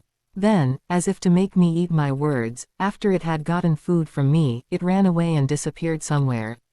Ungrateful punk. Were you treating me as a vending machine for food? But I was glad that it wasn't an assassin underneath the bed. Now that the tension was gone, tiredness came crashing down onto me like a wave. I should go to sleep now, I had a lot of work to do tomorrow. Who knew if the hero would appear soon? I told Ira that I would like to take a day off tomorrow. I had to get up early and go to the market right away. Monarch City, where the Angmar's court was located, was as big as Seoul in the modern times. It had a large population, and it was just about the same size. If I remember correctly, it was described as a city surrounded by high mountains with a large flowing river, so it really felt like Seoul. But if I tried to use my insufficient knowledge to add a little more description, Wouldn't it be closer to Hanyang before the end of the old Korea Empire instead of the modern Seoul? Except for the neat central area where the high-ranking people lived, there weren't many clean roads. It was because Monarch City was a place where poverty, robbers, as well as all sorts of crooks and pseudo-religious tyrannies ran rampant. On my annual leave, I often walked around the city like this. From the clean central street to the messy outskirts. There were a lot of things to learn while getting some fresh air. There was also nothing better than walking around the market in person to understand public sentiment and various situations. Look at that, there. It's a champion passing by. Hey, is that a holy weapon on his back? It looks interesting. A champion. As I was walking down the muddy road with my hood on, I reflexively turned my head. There I saw a man, who stood out amidst the busy people. The man looked tall and thin from a distance. Together with his thick gray beard, it made me think of a broom. A plow-wielding champion. It just looked like an ordinary plow. How did that become a holy weapon? Stop jesting. You wouldn't even be able to count the number of thieves killed by it. Like what the people were talking about, the sturdy-looking man was carrying a plow, which was used for plowing the fields, on his back. However, if that man was the chosen one and wielded a holy weapon, then even a plow could cut someone in half. They were that kind of warriors in this world. But it was not that person. I let out a sigh, both relieved and regretful that it wasn't the person I was looking for. Let's not confuse people. However, just like a storm that could be created by a single flap of a butterfly's wings, I didn't know what type of variables in this world would lead to a blade being pointed at my neck. So just in case, I was going to remember the keyword, plow warrior, in my head. That's amazing. But, what is a champion? Ah, you ignorant bastard. But I don't know either, isn't that just someone great? I thought about the concept of a champion upon hearing this from afar. As one lived on this land, there were times when the object they had been attached to would suddenly gain magical powers. In the order of flames, they were known as holy weapons.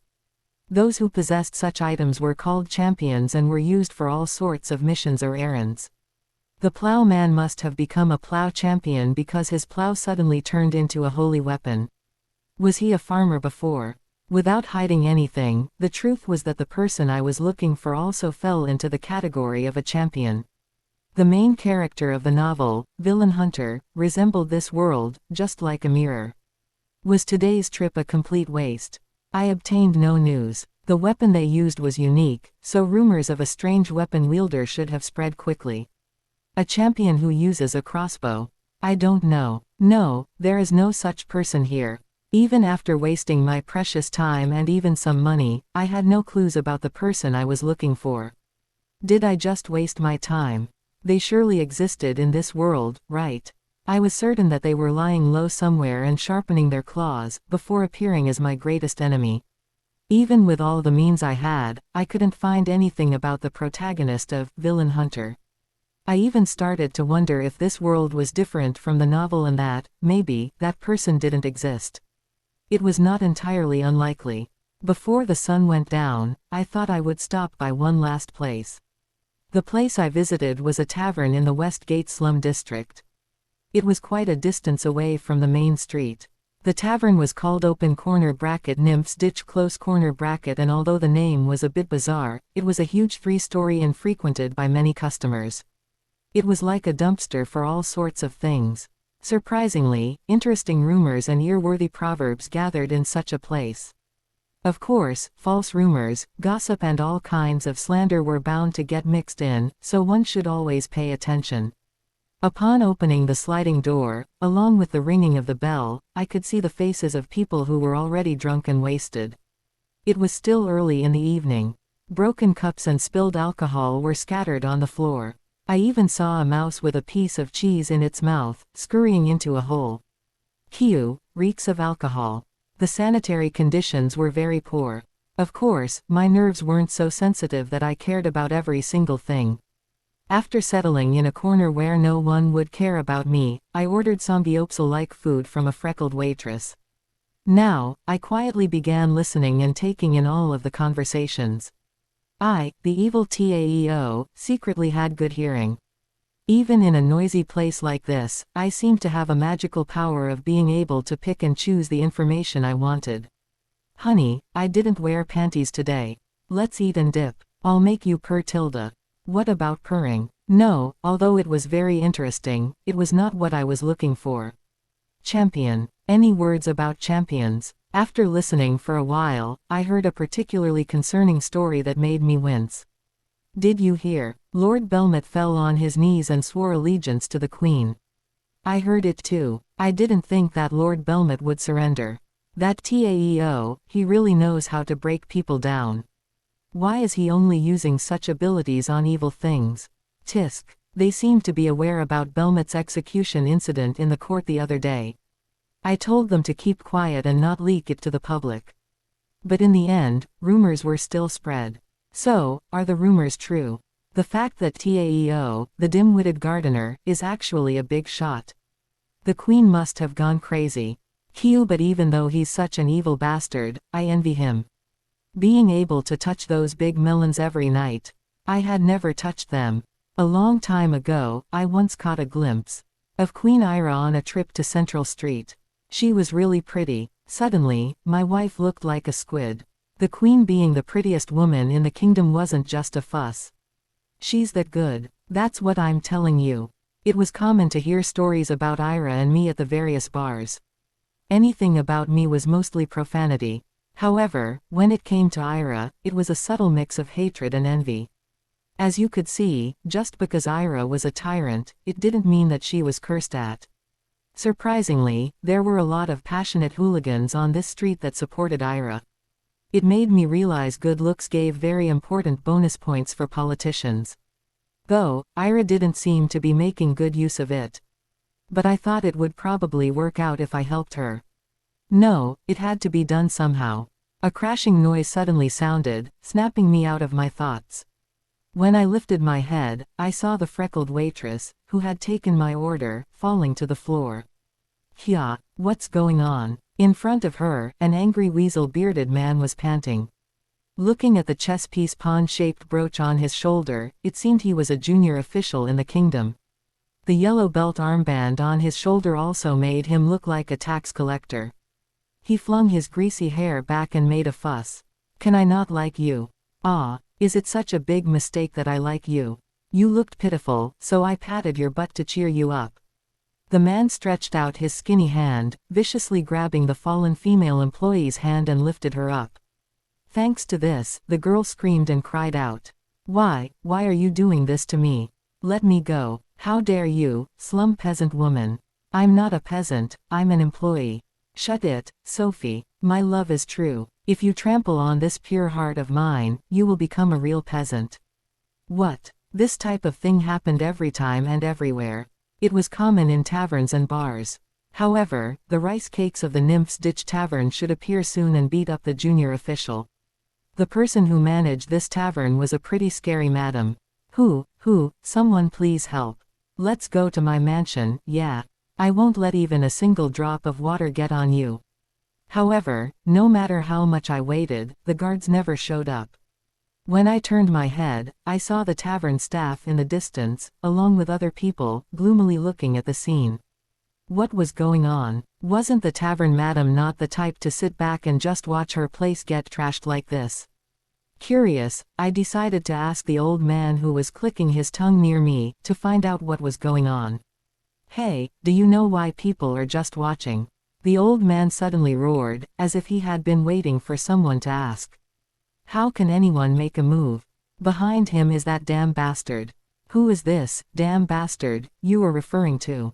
When mentioning, fucking bastard, who else could it be? It's the Taeo, the Queen's secret lover. He took this man as his right-hand man, so no one dares to interfere. Ah, this was the first time I was finding out that I had a right-hand man. How funny. Chapter 7. It was a common occurrence when you thought about it. People I didn't know, or the bottom dwellers that I was only seeing for the first time, threw around my name to increase their own prestige. These guys would then go on and commit evil deeds under my name. Hence, no matter how hard I tried, my reputation never went up. Come, let's eat some food and drink some tea. We will live happily together. Kiyu, please stop. My arm hurts. I'm right hand, Gardener Taeo's right hand man. Do you know what will happen to your family if you disobey my orders? Jiueu. Oh, so, what would happen? I'm curious too. Come here. I don't want to. You are ugly. Kiok. The commotion gradually grew bigger and louder. Someone please stop him. Who knows what will happen if she gets dragged into that guy's house. Last time, he was also like this at the inn next door. How would we deal with that bastard, Taeo's lackey? If even a spark of flame gets on us. As expected, the public's arrows were still aimed at me even though I did nothing. Someone impersonating one of my men was forcefully assaulting a woman. It was these types of people that were hammering the lid of the coffin and pushing me into waving a death flag. I took a leave of absence from work today and specifically didn't want to do as much work as possible. But if I left this alone, the people's anger might be directed at me. I thought it was better to solve the problem quickly, so I got up and slowly cut through the crowd, approaching the scene. All right, I'm going to stop you there. Who are you? The man frowned. Who dares tell me what to do? Didn't you hear who I am? The collector, who identified himself as right hand, never thought he would be stopped in such a messy and disorderly backstreet tavern. You say that you're my right-hand man, but you couldn't even recognize your master's voice. What? I removed the hood that was covering my face. Shook. Now that I had revealed my identity, from now on, it was the end of me being able to sneak into the tavern. I could no longer gather information this way. But, it couldn't be helped. What? Who is that guy? I don't know. What is going on? I felt a great stir around me. It seemed that not everyone understood the situation. Maybe it was because many people didn't know that I was Taeo. Most of the people here were ordinary citizens who had never seen the face of a high-ranking official in their lives. Unfortunately, it seemed that the collection officer in front of me was the same. What the hell are you doing, you bastard? I have never seen you before. Do you know who I am? Huh, look, you got a scar on your face, want me to make another one? Swish. The collection officer pulled out a knife he had hanging around his waist. It was like a letter knife that was used to rip the seal off of an envelope, but it was still quite sharp, so it was more than enough for a weapon. I suddenly got chills. I wasn't going to die here, right? If you don't want to get hurt, go away. Quote ellipsis. I distanced myself from the man and thought about a way to handle this. Maybe using the bodyguards on standby. No, then that man would literally be slaughtered. Taeo slaughtered a man in a tavern. I was certain that what happened here would be chopped up. That kind of rumors and articles would be served and spread everywhere. Let's ask a question first. If you are the right-hand man of the court gardener Taeo, do you know what he looks like? Of course. Taeo eats dinner with me. We are like brothers. Even though I'm only a rank 9 collector, sooner or later, I'm going to the royal palace. The man then said with a dark expression. So, if you don't want to see me get angry, scram, you little punk. No, what? I even started to feel like I was the one lying because of how confident the man was. Was he completely befuddled by this character that he created? Did this man have Ripley syndrome? What kind of method did you think would work well for someone like this? There were many that came to mind, but the most effective solution against a person who asserted authority was to assert authority as well. Srook, srook. I rummaged with my arms, then took out a small piece of iron. It was kind of a badge. One could call it a brooch. It was a chess piece knight-shaped brooch made of platinum. After that, I threw it at the collector. What is this? Right hand easily caught the brooch, and wrinkled his brow. As he inspected it, his expression seemed to be getting paler. Ho, hoo. He flopped down on the floor, sounding like a deflating balloon. If you're my right-hand man, of course you could recognize what this is, right? Since you are a tax collector, even if you're at the very bottom, you should know the hierarchy. It was a knight brooch, signifying a royal retainer, and it was platinum, the highest rank. There was only one in the kingdom. Even in the vast Angmar, this was a rank created only for me. This isn't guaranteed to be real. It's just an elaborately crafted fake. Yes, it's fake. I heard there are a lot of impersonators. Then would one be crazy enough to impersonate and fake such a thing? I slowly walked towards the man on the floor, then whispered as I removed the iron pawn brooch that hung proudly on his shoulder. Why oh, you seem to be pretending. Ain't that ridiculous? What? Did you think the royal family's ears wouldn't be able to reach this mess of a place? About you using my name. I already know everything. Of course, that was a lie. This was our first time seeing each other. Hike. During this process, the man who appeared to be in his early to mid-40s suddenly aged drastically. He became so old that it would not be strange to say that he had passed his 60th birthday. It was at this time. Ah, that man is Taeo. Teo Gospel. It's Taeo Gospel. It's really him. I've seen him before.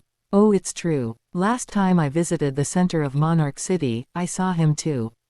Someone shouted from behind me. Perhaps some recognized my face. Akin to a stone being dropped and causing waves in the water, that loud cry eventually caused commotions. Is that the Queen's secret lover? He looks younger than I thought. He's about the same age as my son entering the academy this year. Perhaps hearing such a story, the tax collector right hand, who was lying in front of me, began sweating like rain and started weeping. Gee, it's real. No, why would Taeo be at this filthy tavern?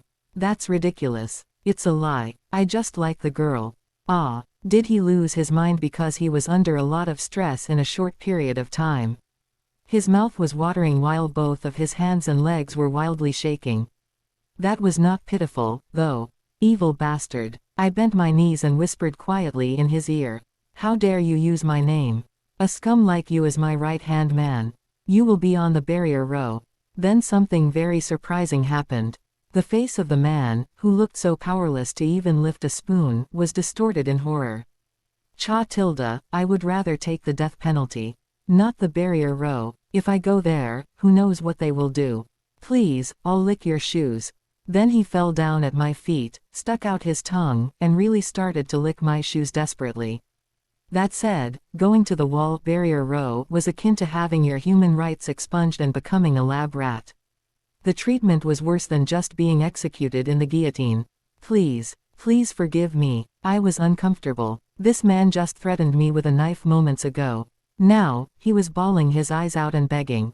What's this? If you didn't want to attend the barrier row, you shouldn't have done this in the first place. I'll be your dog. I'll do whatever you tell me to do. Please, just not the barrier row. Please. How about you start a new career as part of the expedition team instead of management? You have good knife handling skills. If you can hold out well, you will be able to get to a higher position. Long live the Queen. Surrounded by rocky mountains, the beautiful kingdom of Angmar, beautiful mountain stream, my hometown clear ditch water. He suddenly began to unsightly sing Angmar's national anthem. He was appealing to me with patriotism and asking for mercy. At that sight, Lee Seong-eum's human heart, not Taeo the henchman, was shaken a little. However, I could not forgive this man. If I let this slide, there would be more people who would dare do such things. By then, I might inherit the bad karma and hatred from things I did not commit, which would get me executed. Somebody please take this man and leave him with the guards in the name of Taeo Gospel. They will understand what to do if you ask them to send him to the barrier row. Chalk. Only when I gave orders did the rice cakes in the tavern, who were waiting among the crowd, stepped forward and dragged away the collector. Guik, forgive me, not the barrier row. Hike. Watching the collection officer being dragged out screaming with a near-bursting throat, I wondered if I had made a harsh judgment. It wasn't my fault, it was that bastard's. It was not me who should feel guilty, it was him. Why should I feel guilty about being in the demanding position, seeking proper punishment? No matter how much one thought about this, it was wrong for the victim to feel sorry for the perpetrator's punishment. I shouldn't weigh myself down with that feeling. At this time, I could hear small murmurs going around. Serves that bastard right. He's nothing but a low-level civil servant, yet boasts and acts as if he is the sky. I knew this would happen someday. Something was definitely fishy about a rank 9 tax collection officer saying that he knew a court official. Look, what did I tell you? Speaking of which, the fox is now gone, but the tiger came. Is he really Taeo gospel? Why did he come to such a shabby place? He must have come to catch impersonators. There are many liars here. I strongly felt the people's eyes scrutinizing me from top to bottom. There wouldn't be anything good if I continued to stay here like this. I reached out to the waitress, who was lying on the floor. However, as the waitress girl seemed afraid of my hand, I stopped and just talked to her. Are you okay? Yes, yes. But, did you really save me just now? A doubtful expression appeared on the waitress's face. I then heard from the surrounding people. She's a virgin. Taeo must be aiming for the waitress' virginity. Otherwise, there is no way he would do such a good thing, right? Then, this might be what Taeo had been aiming for. Now that you mentioned it, maybe it is. If this continues, the waitress's innocence may be soiled by Taeo. What the fuck, what nonsense were you all saying? Hearing the numerous people talking around her, the waitress was on the verge of tears. So, I straightened up and shouted, if you find more people impersonating the royal family or other high-ranking officials, please report them immediately. I ended with that. There was nothing more to say. If I spent too much time here, bad rumors about me might pop up. So, I just pushed open the tavern's door. And walked out. Would what happened here today spread as a good story? Nah, it would probably be about Taeo gospel asking for the virginity of a waitress. This was what would appear on the news, thanks to those bastard reporters. As I was putting on my hood and thinking about suppressing the press. Court gardener. Someone suddenly called me. I turned around and saw a luxurious carriage led by two black, demonic-looking horses on the street. From the engraved spider seal, it should be the carriage sent by the royal palace. The coachman in black said, Taeo Nim, the queen is urgently looking for you. How did you know I was here? There are many eyes and ears in Her Majesty's city. Anyways, please get on the carriage. I hurriedly headed to Queen Ira's private quarter. Today, I said that I would take a leave of absence, and Ira also approved of it. Nevertheless, there must be an important reason why she suddenly summoned me this evening. Knock, knock. Your Majesty, this is Taeo. Taeo gospel has arrived. I knocked on the gold-painted oak door and waited. Soon, I heard some movements inside before a voice called out, come in. After checking over my look one last time, I entered the room. Unlike the tavern, the Queen's private quarter was an artistic hall-like space with a red carpet and various Italian-style furniture, as well as a gorgeous chandelier hanging from the ceiling. In this space full of beautiful artworks, I soon found the supreme being and bowed my head. Your Majesty, did you call? Why did you suddenly summon me at such a late hour? It's important. Very important and urgent work. Otherwise, would I have called for you, interrupting your first vacation in 3 months? Yes, I suppose so. I bowed once again and tactfully looked around. It had been some time since I entered the Queen's bedroom, but little had changed. There didn't seem to be any type of emergency. As I was thinking about what was possibly going on, Queen Ira said, without hiding anything. In that sense, Taeo, I will entrust you with a very important task. Much more important than the barbarian subjugation mission I had Ilga doing. Was there anything more serious than subjugating the barbarians? What immediately came to my mind was the commander of the wall that blocked the northern rift. She wasn't asking me to go to that hellish mountainous place, was she? No, Ira wouldn't keep me that far away. Then were we going together? After Ira complicatedly shook her head back and forth, she said, tomorrow, I'm going to go out to town. I don't know which stocking to wear. Taeo, you have to decide. Please choose between these two. Ira pulled out some soft things from the closet. They were see-through black fishnet stockings. They both had the same color and also looked the same. Come on, Taeo. Carefully pick one, it's important. This was the important thing. Did she just summon me, from my vacation, just because of this? Well, for Ira, it could be important. Her common sense was strange. Sometimes a cat's life was more valuable than a human's. There were also times when the color of tomorrow's stockings was more important than an expedition to subjugate barbarians. In fact, wasn't most of Ira's actions caused by the defect of her common sense? By the way, Ilga would probably grind her teeth in anger if she heard that choosing stockings was more important than subjugating the barbarians. Siyuk. I looked at the black fishnet stockings. Same color. Same shape. I even thought they were the same size. Although it was a waste of time, I must decide. During my first month, I learned that there were various types of black, such as ivory black, lamp black, moss black, vine black, nymph black, etc. But these two, no matter how I looked at them, I couldn't tell the difference. This was the biggest crisis of my life. Fuck, come on, what was the difference? I felt my armpits sweating. But, I knew what to say at times like this. As expected of Queen Ira. You have a great eye for color. To me, they just both look black. There is nothing for you to be ashamed of. I'm great at telling the difference between the two.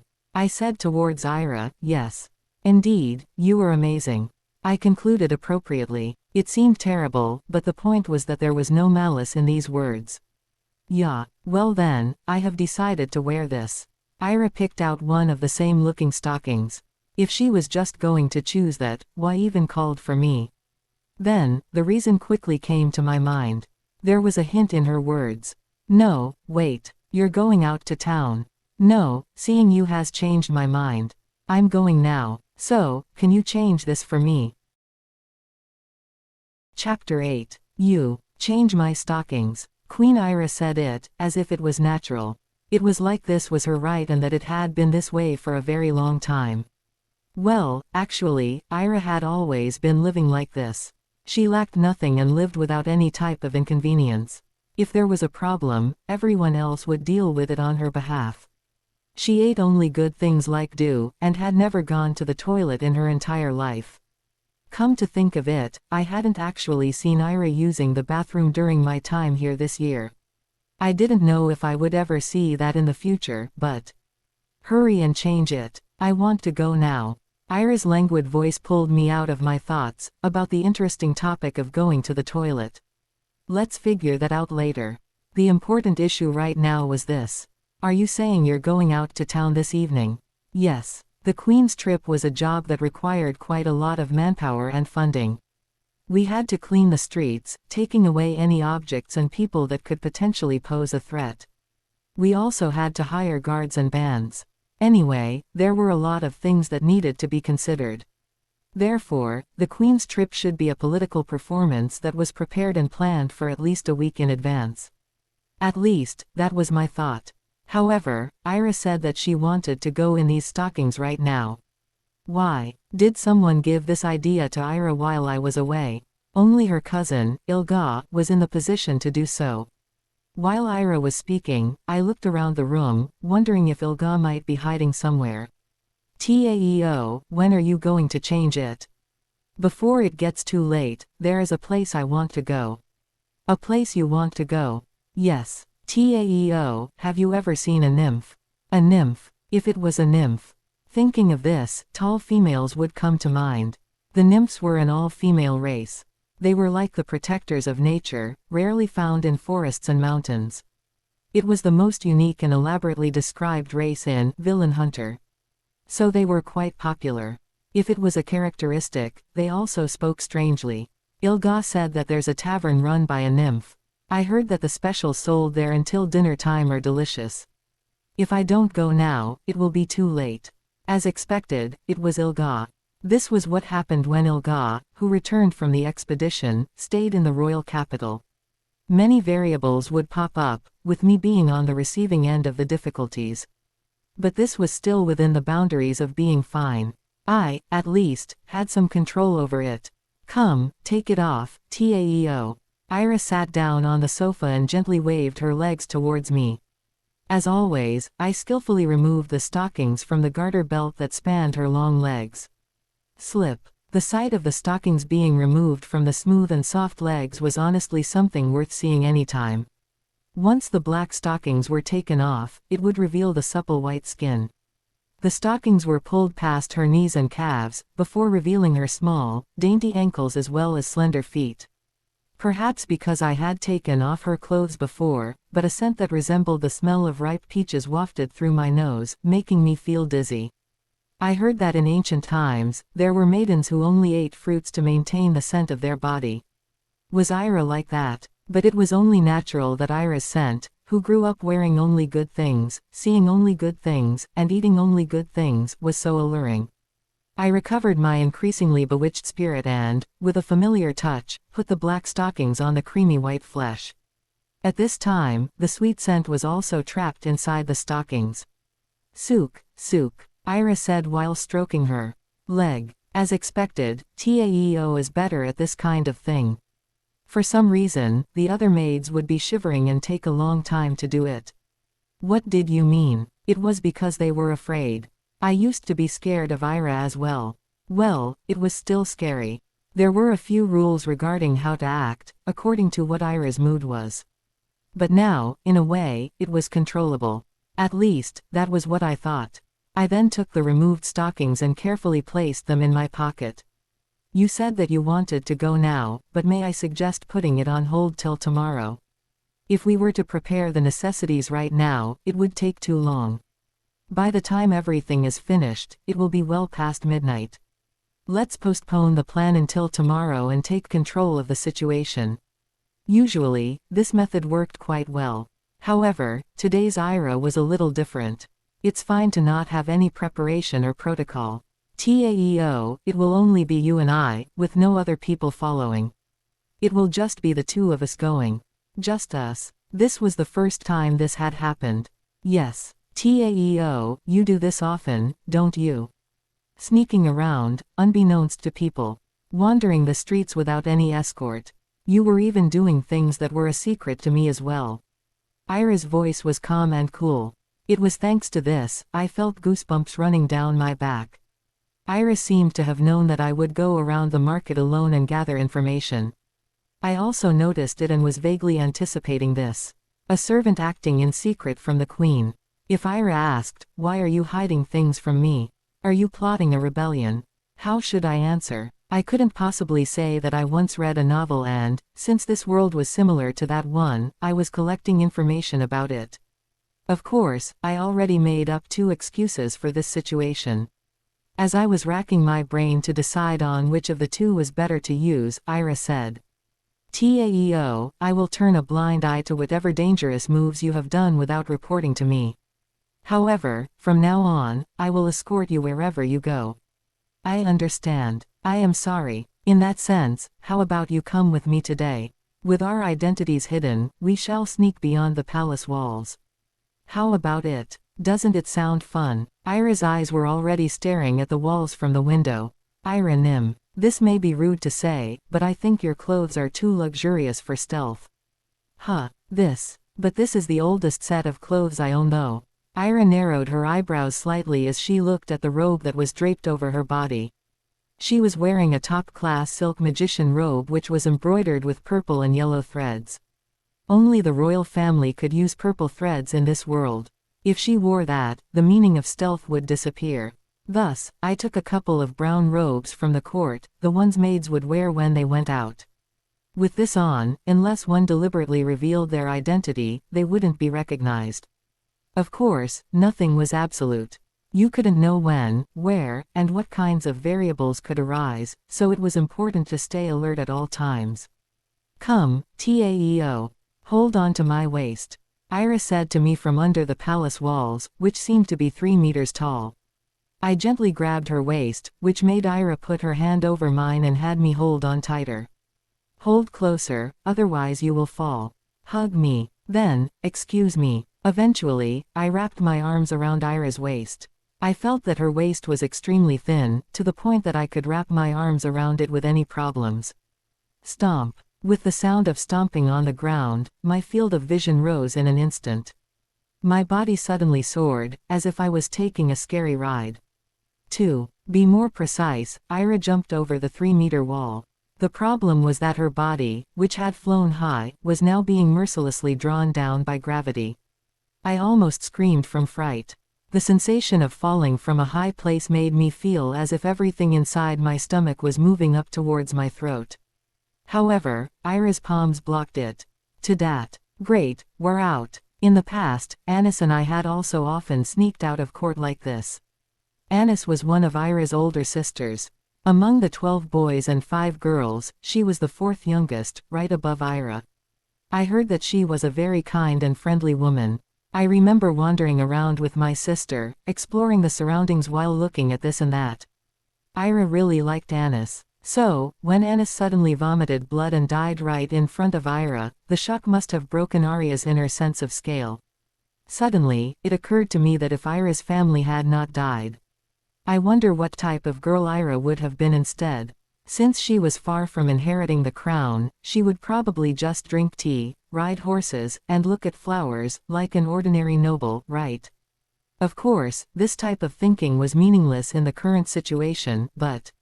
Let's go, Gospel. I know the name of the tavern. I know where it is. I'll lead the way. The place Ira was talking about was the open corner bracket Nymph's Ditch close corner bracket, which was the same tavern on the outskirts that I had just visited. It was a well-known fact that the tavern owner Madam was from the rare nymph race. I didn't know that I would be going there again today. Would anyone recognize me? I was wearing a different robe, without any sort of visible identification, so it should work out somehow. Also, would anyone really think that I would go there twice in one day? With that in mind, Ira and I safely left the central street. We then entered the noisy and messy area in the Westgate slum district of Monarch City.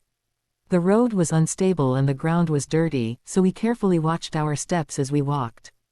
It was fine for me, but I was worried about what Ira, who was wearing nice shoes, would think of this. Even at night, there are many people.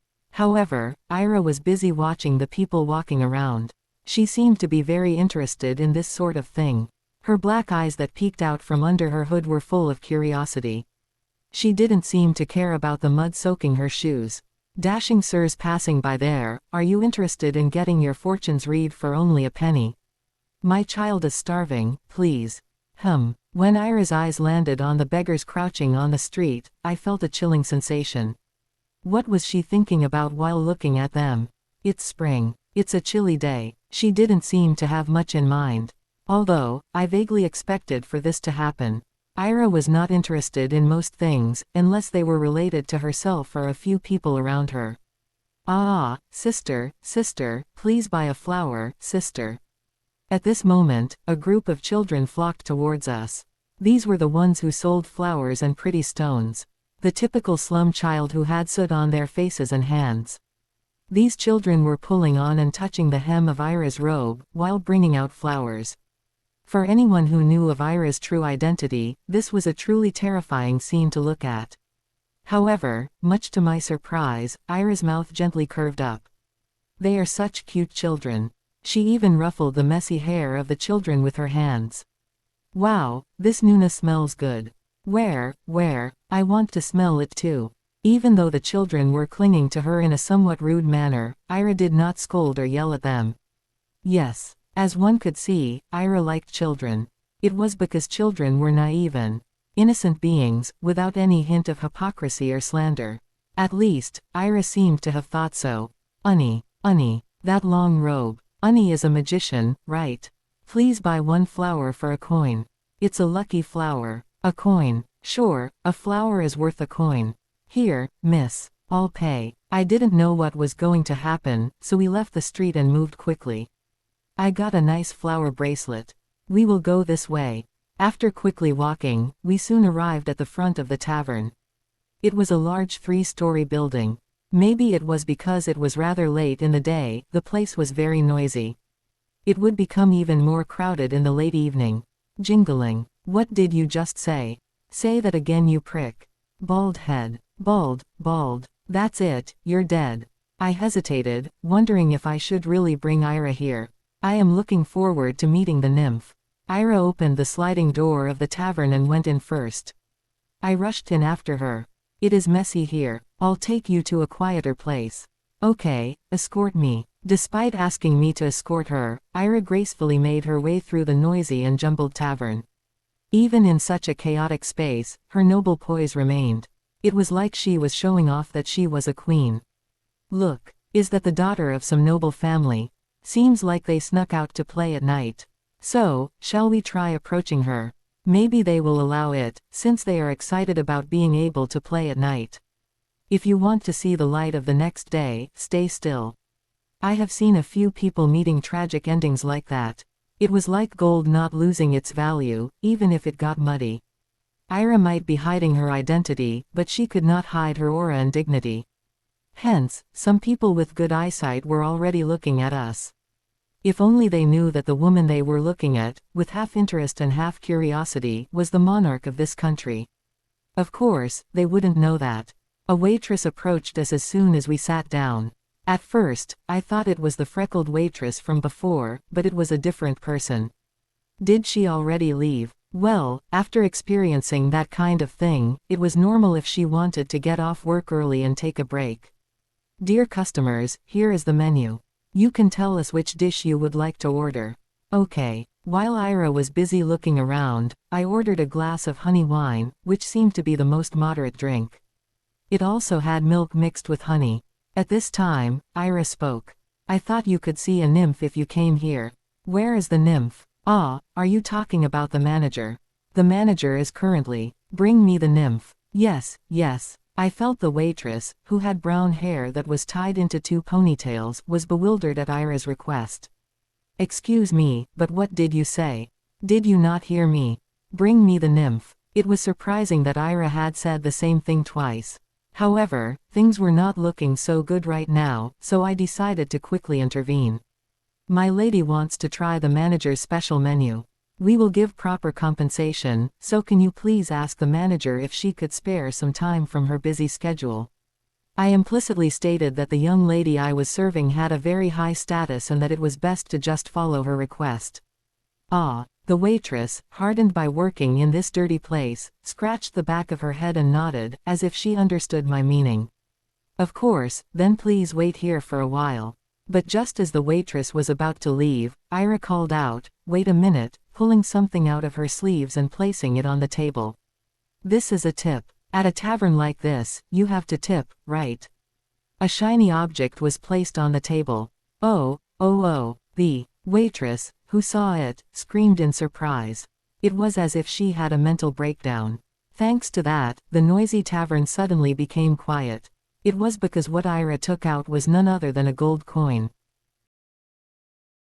Chapter 9. The novel, Villain Hunter, did not spend much time explaining how the currency worked. In the first place, the protagonist of Villain Hunter was a guy who didn't care about money. The only explanation that I remembered about money was that 1 gold coin could support a family of 4 for a month. If we compare it to Korean won, it should be between 1 million and 2 million won, right? I really hated that there was no concrete information and only a vague estimate. In fact, there was no other accurate explanation than that. Of course, for the poor, the actual value might be even higher. Plus, that amount was just a tip.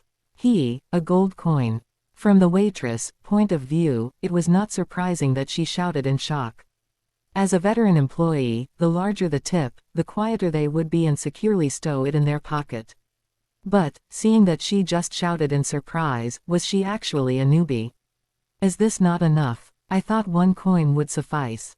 The problem was that, in response to the outburst, Ira took another gold coin from her pocket and handed it to the waitress. As a result, the waitress was on the verge of passing out. So much money. Thank you. I'll immediately bring the manager. The girl immediately scurried away without missing a beat. The customer wanted to see a nymph, then she shall bring her one. It's my first time tipping. It's fun. Did I do it right? Ira was naive about her first tipping experience. She knew nothing. I couldn't even smile. Because of what just happened, people's attention was unintentionally drawn towards us. Hey, did you see that? They gave her a gold coin as a tip.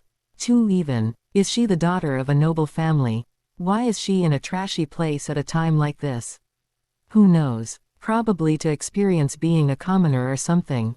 It's a recent fad apparently. She doesn't seem to have a single escort, other than that guy. Is he a servant? I could see a lot of eyes turning towards us, perhaps from noticing our wealth.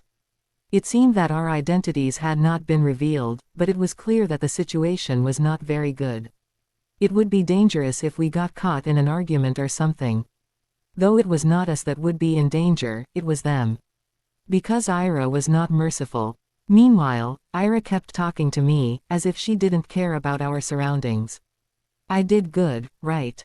I heard that in a place like this, you have to tip. Yes, you did a great job. But, I think the amount was a bit large. In fact, 1 copper coin is enough.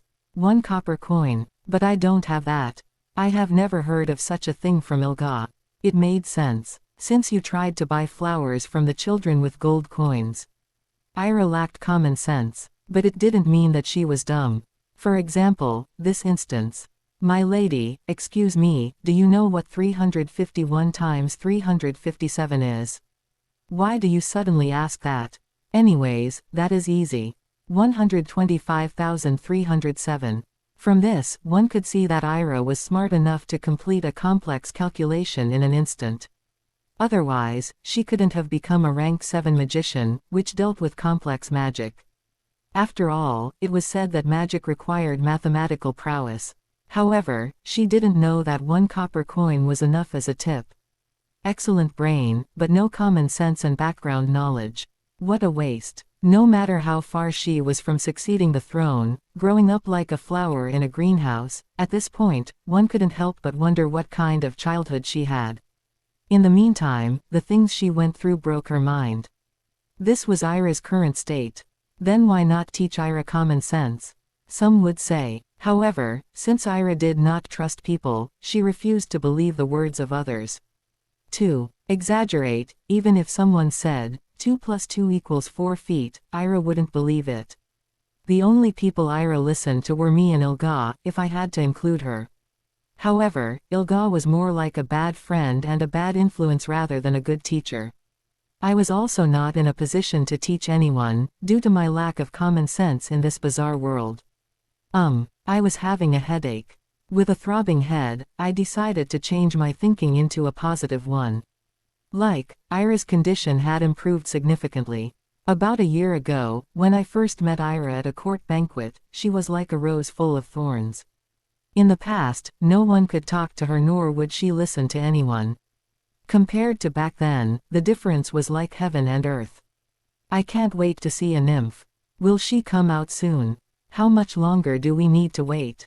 Are the rumors true, that nymphs like candy? Before, it was impossible for Ira to wait for something like she was doing right now. This basically meant that even Ira could change. Yes. At this point, anyone should be able to tell. I was trying to change Ira from a tyrant to a normal human being. At the very least, that was my goal. If the situation proceeded like that in the novel, then eventually, one day, Ira would be executed. It couldn't be avoided. It was then I realized. What if I twisted the story?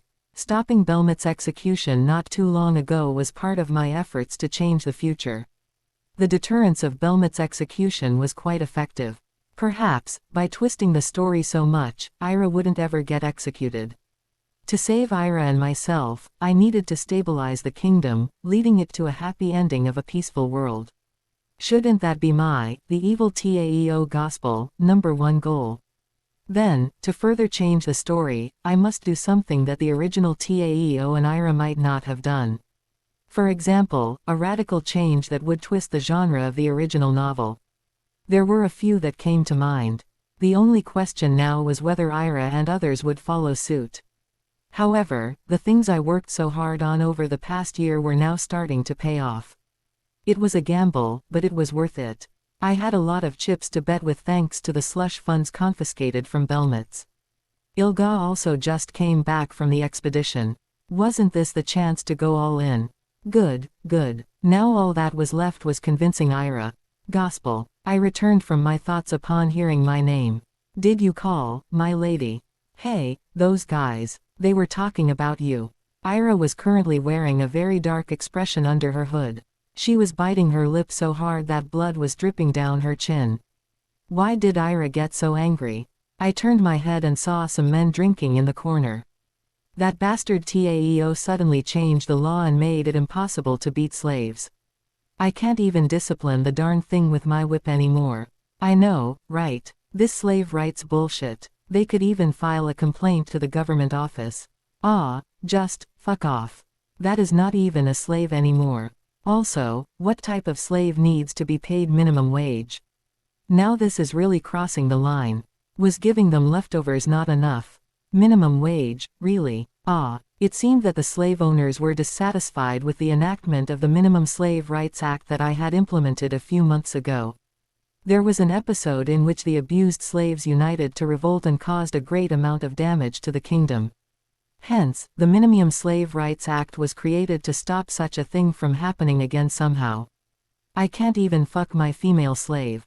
Like, what? Slave sensitivity. I'm so mad that I can't even speak. Taeo, that guy. Is it because he is the queen's slave, that he is extremely sensitive to slavery? That's right. Hey, speaking of, wasn't that Taeo bastard originally a slave too? A year or so ago, someone had seen that bastard being sold to the Lionesses. Wow, then after he got sold out of slavery, he became the queen's secret concubine. Life is really weird. Now, slaves can have human rights. On the subject of slavery, I could hear Ira grinding her teeth. She was really holding up well. Was she trying to stay true to what I said before? Don't bother with the gossip about me. They are just blindly cursing you. Taeo, you are not my slave. I never thought of you that way. The surrounding objects began to react to Ira's anger. The windows creaked, as the well-placed dishes fell to the floor, shattering and scattering all over. Sook. With her palm on the table, Ira gently lifted her index finger.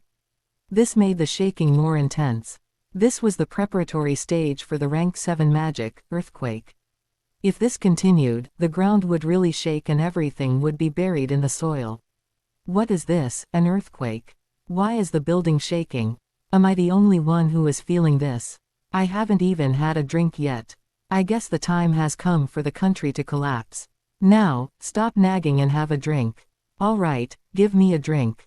No, if you thought that an earthquake was going to happen, you should run away, you idiots. If the situation stayed like this, the building might really collapse and a catastrophe would occur. By then, Ira, who had tasted massacre, might awaken her slaughterer tendencies. So I had to say something and prevent Ira from going any further. You, over there. Hey, over there, stop it. Your loud voices are disturbing the other guests. Someone interrupted the group that was gossiping about me. Thanks to that, Ira's finger, which had been slightly lifted from the table, stopped. Oh, Sophie, were our voices that loud? Yes, it was loud. It was so loud that the tavern was shaking. No, that wasn't because of us. It was an earthquake. Also, Taeo saved me. I don't know where or what he did back then, but don't curse my savior. Well, if anyone has that kind of power, isn't it natural to be kind to your subordinates? Noisy. Do such people beat slaves? What are slaves? Are they also people or not, you reckon? Anyways, here. 2 glasses of black beer and 2 pig hind legs. Eat this and be quiet. She was Sophie, the freckled waitress I had saved. Just a while ago, she was about to be forcefully taken away by the tax collector and nearly beaten. Thanks to her appearance, the men who insulted me were reprimanded and had to stop their gossiping. Thus, Ira's anger began to subside. What a funny girl. It seems so. I exhaled a sigh of relief. What I had done before was like the flap of a butterfly's wings. It had created a chain that eventually came back to me. It was amazing that this had happened because I had saved that girl. If this wasn't karma, then what is? I, Villainesses, have come. Then, someone approached us from afar. It was a girl with short, light amber hair and a youthful-looking face. She appeared to be around 14 or 15 years old. Who called this Villainesses? I'm busy, but I always free up time for VIPs. That's my trade skill. Distinguished by her short, pointed ears, she was Madame Villainesses, who ran the tavern, Nymph's Ditch. However, her outrageously luxurious dress looked quite ridiculous, as if she was wearing her mother's clothes. She also spoke like a child. But no one knew how old she really was. Nymphs were a strange race that looked young, no matter the age. Hello, nice to meet you, ma'am, sir. As Villainesses shouted in a loud voice, she placed our food down on the table. Ira, wiping the blood from her lips, smiled. Slightly. A real nymph. So this is a nymph. I am Villainesses, the nymph of the creek. However, who do you think you are, rudely pulling the cheeks of this Bianoi? That's nymphophobic. Look, it is different from a human's. It's like a child's cheek, so soft. Her ears are also pointy. Don't treat me like a child. Although Ira was the head of a country, it was her first time seeing a nymph. In the first place, Ira did not have a very broad scope in terms of human relationships, and her range of activities were narrow. Nymphs were also so rare that it was extremely hard to meet one. What do nymphs like? Do you like candy like kids? Ira seemed to like the nymph. Ah, you. At this time, the nymph manager Bianoi, who had her cheeks pulled by Ira, suddenly shouted as if she discovered something. Maybe she noticed the powerful magic that Ira possessed. I had heard that nymphs were innate magicians, who dealt with mana in the air. However, her eyes weren't looking at Ira, but towards me. Ah, I got it.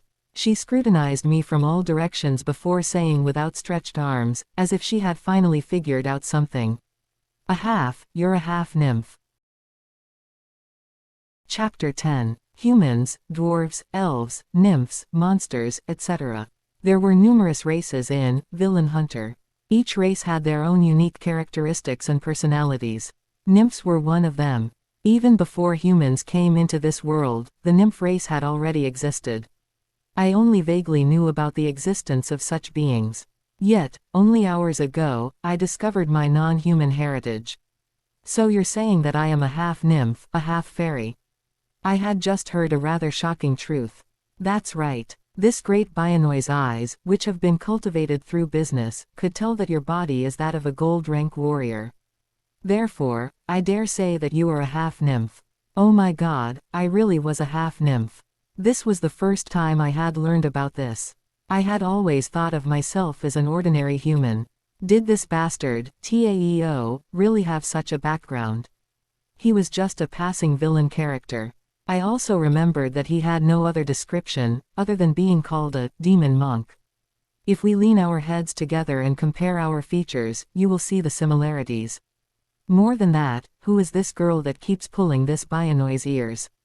Look at this. Her ears are pointy. It is different from other people's. If you continue pulling my ears like that, this Bianoi's short and sweet nymph ears will be stretched, looking terribly long like those elves. Just as Bianoi was about to take my hood off, Ira pulled her ears. If Bianoi had seen my face, we would have been caught. After all, I had already shown my face here once before. Anyways, it turned out that I was a half-nymph. Of course, whether I was actually a half-nymph or a human, things wouldn't be much different from how it was before. It was pretty interesting, though. Did she read my thoughts? I didn't know, but Bianoi suddenly nodded. It's been a long time since this Bianoi has seen a half-nymph. It is quite interesting. When was the last time I saw one? However, I was pulled out of my thoughts by the nymph manager, who was trying to chat some more. At that time, the demon Angmar was the one leading the world, not the cunning spider of the Tarantara family. There were many nymphs and humans, so there were a lot of halfies.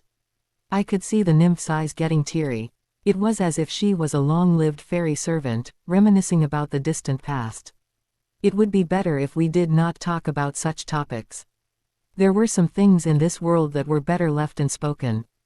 Just as expected. Demon. What an ominous name. The people in the tavern, who were listening to our conversation, had already started spitting out words mixed with fear and horror. The words, Demon Angmar, were taboo. It was said that he had magical powers that were unmatched, and that he had committed an irreversible act. Thanks to that, the humans had to build a huge wall. Not much was known about the wall, so it would take me a while to explain it in detail. By now the tax collector should be heading there. In my mind, I pictured several wagons heading towards a huge wall, amidst the darkness of the night. There were several patrolmen equipped with a multitude of torches, illuminating the blanket of darkness. It was a world shaded like the darkest night, even if it was the brightest day. I then heard someone's whisper with my sensitive ears. I know a friend who went beyond the wall. He went insane and killed his whole family. The scene was very gruesome. He was such a good guy, who went to church every day and did volunteer work. What the hell happened that made him do that? What is beyond the wall? I don't know, nor do I want to know. But it could be the taboo legacy, forbidden legacy, and curse that the demon Angmar tried to hide. At this moment, Ira slammed the table with her palm. The demon is dead. Torn to shreds, no longer in the world. Curses are just superstitions. There is no such thing as a taboo legacy. That's that. It is now the world of spiders and lions. After that, Ira said no more. If one took a closer look, they could see that her head was already drowsily nodding forward. Well, it was her bedtime. Ira's lifestyle was pretty constant. At night, she would go to sleep at a certain time, no matter what was happening.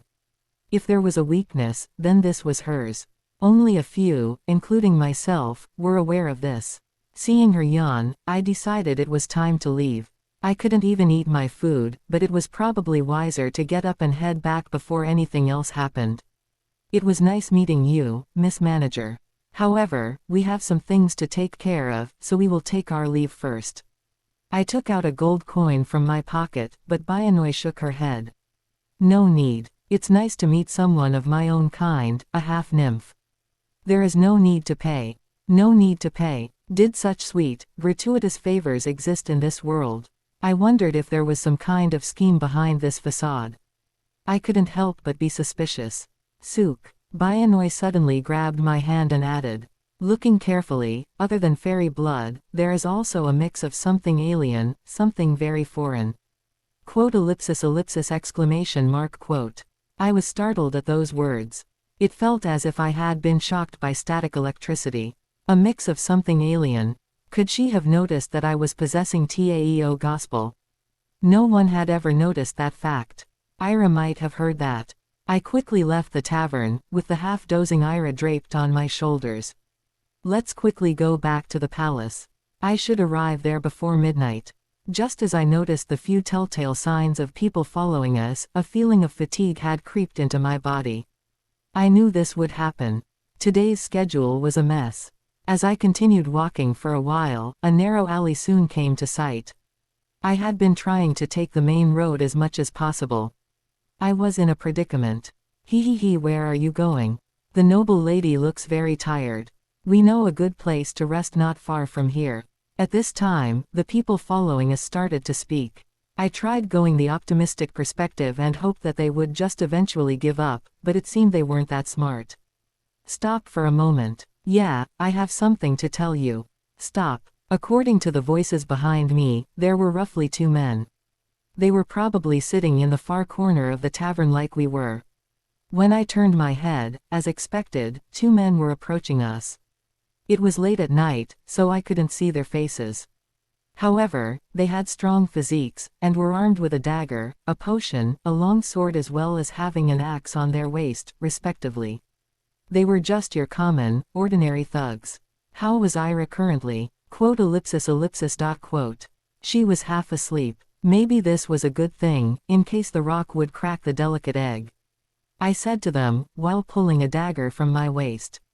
I would have preferred if you had left us alone and just quietly let us go. If you know who this is, and still decide to continue, you won't just die a simple death. However, they only looked at each other before bursting into laughter. After laughing for a while, one of them pulled out a long sword and said, "Everyone says that. Do we not know who that is?" "Of course, we do. Isn't she a noble lady? A curious aristocratic lady who snuck out on the streets at night. A naughty little girl sneaking out of her magnificent mansion without any guards. Is that not it? Yeah, don't bad girls like that need to be punished? People like us, hi what? It's no big deal. It's just earning some ransom money and having a little fun while we wait. We're professionals. Professionals. That was applicable to committing crimes. It sounded like they had quite a bit of experience. Actually, they were half right. The only problem was that Ira was a queen instead of a mere noble. I did hear that there were people who specifically targeted nobles and made money by holding them for ransom. I suppose these guys were trying to do just that. Among the various newspapers and agendas I had read recently, such news was being reported. What was that group's name? It seemed to be Black Robe. It would be interesting if these guys were actually the infamous bunch. Well, that would be a dead end anyway. After all, the information that could be obtained from the bottom dwellers was not very valuable. Anyways, I should get away before Ira woke up and destroyed everything. Hi nope, you can't go. Yup, you can't. Alas, the men had cleverly blocked both the front and back of the alleys. It seemed that they really were professionals, and what they had said was not just empty words. They did their jobs fairly well. In order to get away, I might have to factor in armed conflict. But to be honest, I was not very good at fighting. You servant, slave or whatever, just leave the girl. We will spare you. No, even better. If you obey, you can have fun with us. You haven't had a fling with the noble lady, right? You will like it. Perhaps upon seeing my hesitation, the men asked me to leave Ira behind. Giving up on Ira would save my life. Suddenly, a problem that had been bothering me for a long time surfaced in my mind. Between Ira and myself, if I were put in a situation where I had to decide between the two, what would I choose? Like in this situation, if there ever came a time where I could save my life by selling out Ira, would I do it? Taeo, it's noisy. Ira, who was being supported by me, gradually woke up. I felt my scalp prickle as my hair stood on end. If Ira saw what was happening, they would die. Then, Ira might go crazy from the taste of murder and become the Mad Queen Ira. So, should I just do it? I was seriously considering whether I should reveal my identity or not. Hey, you there, are you trying to harass the lady and her poor servant? At this time, someone suddenly appeared from the dark alley with a rumbling sound. It was a very skinny man, but his height and thick beard made him look like a broomstick. He was also holding a farming plow rather than a distinctive weapon. Ah, that reminded me, it was the plow champion. Who are you? A plow. With the appearance of the champion, the thugs' attention turned to him. However, when the plow champion effortlessly lifted the weapon he had been dragging on the floor over his shoulder, one of the thugs suddenly began to tremble while mumbling something. That's Darzan. The plow champion, Darzan. That guy, even a warrior of the same rank can't win against him. Let's call your big brother. Same rank. Shit, we're fucked. Okay, let's call my brother. Hey, you guys stay here. I'll go bring my big brother. Perhaps due to their fear of the champion, the thugs that had been threatening us immediately ran away in a flash. Watching them flee, the plow champion called Darzan lowered his weapon and sighed. This city has thugs everywhere you go. If you threaten them a little like this, they will run away. Is everyone okay? Yes, we survived thanks to you. Please accept our gratitude. When I tried to give him a reward, the champion waved his hands. The role of champions is to help the people. There is no need for this. Quote ellipsis. Quote. More than that, I know those guys. They are the noisy black robe. Let's move quickly before they bring their big brother over. There was a hiding place I had been keeping nearby. The plow champion also seemed to be guiding us somewhere in the same direction. It was generally wise to avoid a bigger commotion before it could occur. Since his destination aligned with mine, I decided to accompany him. After a while, he spoke to me. You didn't abandon the young lady and run away. Usually, servants would flee in such situations. I am guessing that she is a high-ranking noble. A baron. A viscount's daughter. That is a secret. I see. However, you have made a mistake. If you and your lady didn't bring an escort in the dead of the night like this, you would certainly get tangled up in trouble. It was embarrassing, but it was true. I was expecting something like this to happen. But Ira had strongly insisted on going out alone without any escort, and she couldn't be dissuaded. Her stubbornness was getting stronger these days. As I was thinking about a way to deal with Ira's stubbornness, Darzan suddenly asked. So, is it true that you are a half-nymph? Pardon. Well, I heard it at the bar earlier, when you were talking about half-nymphs. It seemed like those thugs were following you, so I came along too. Ah, I had also just heard that I was a half-nymph for the first time today, so there was no way I could explain it. Even in the original novel, half-nymphs were only mentioned a few times.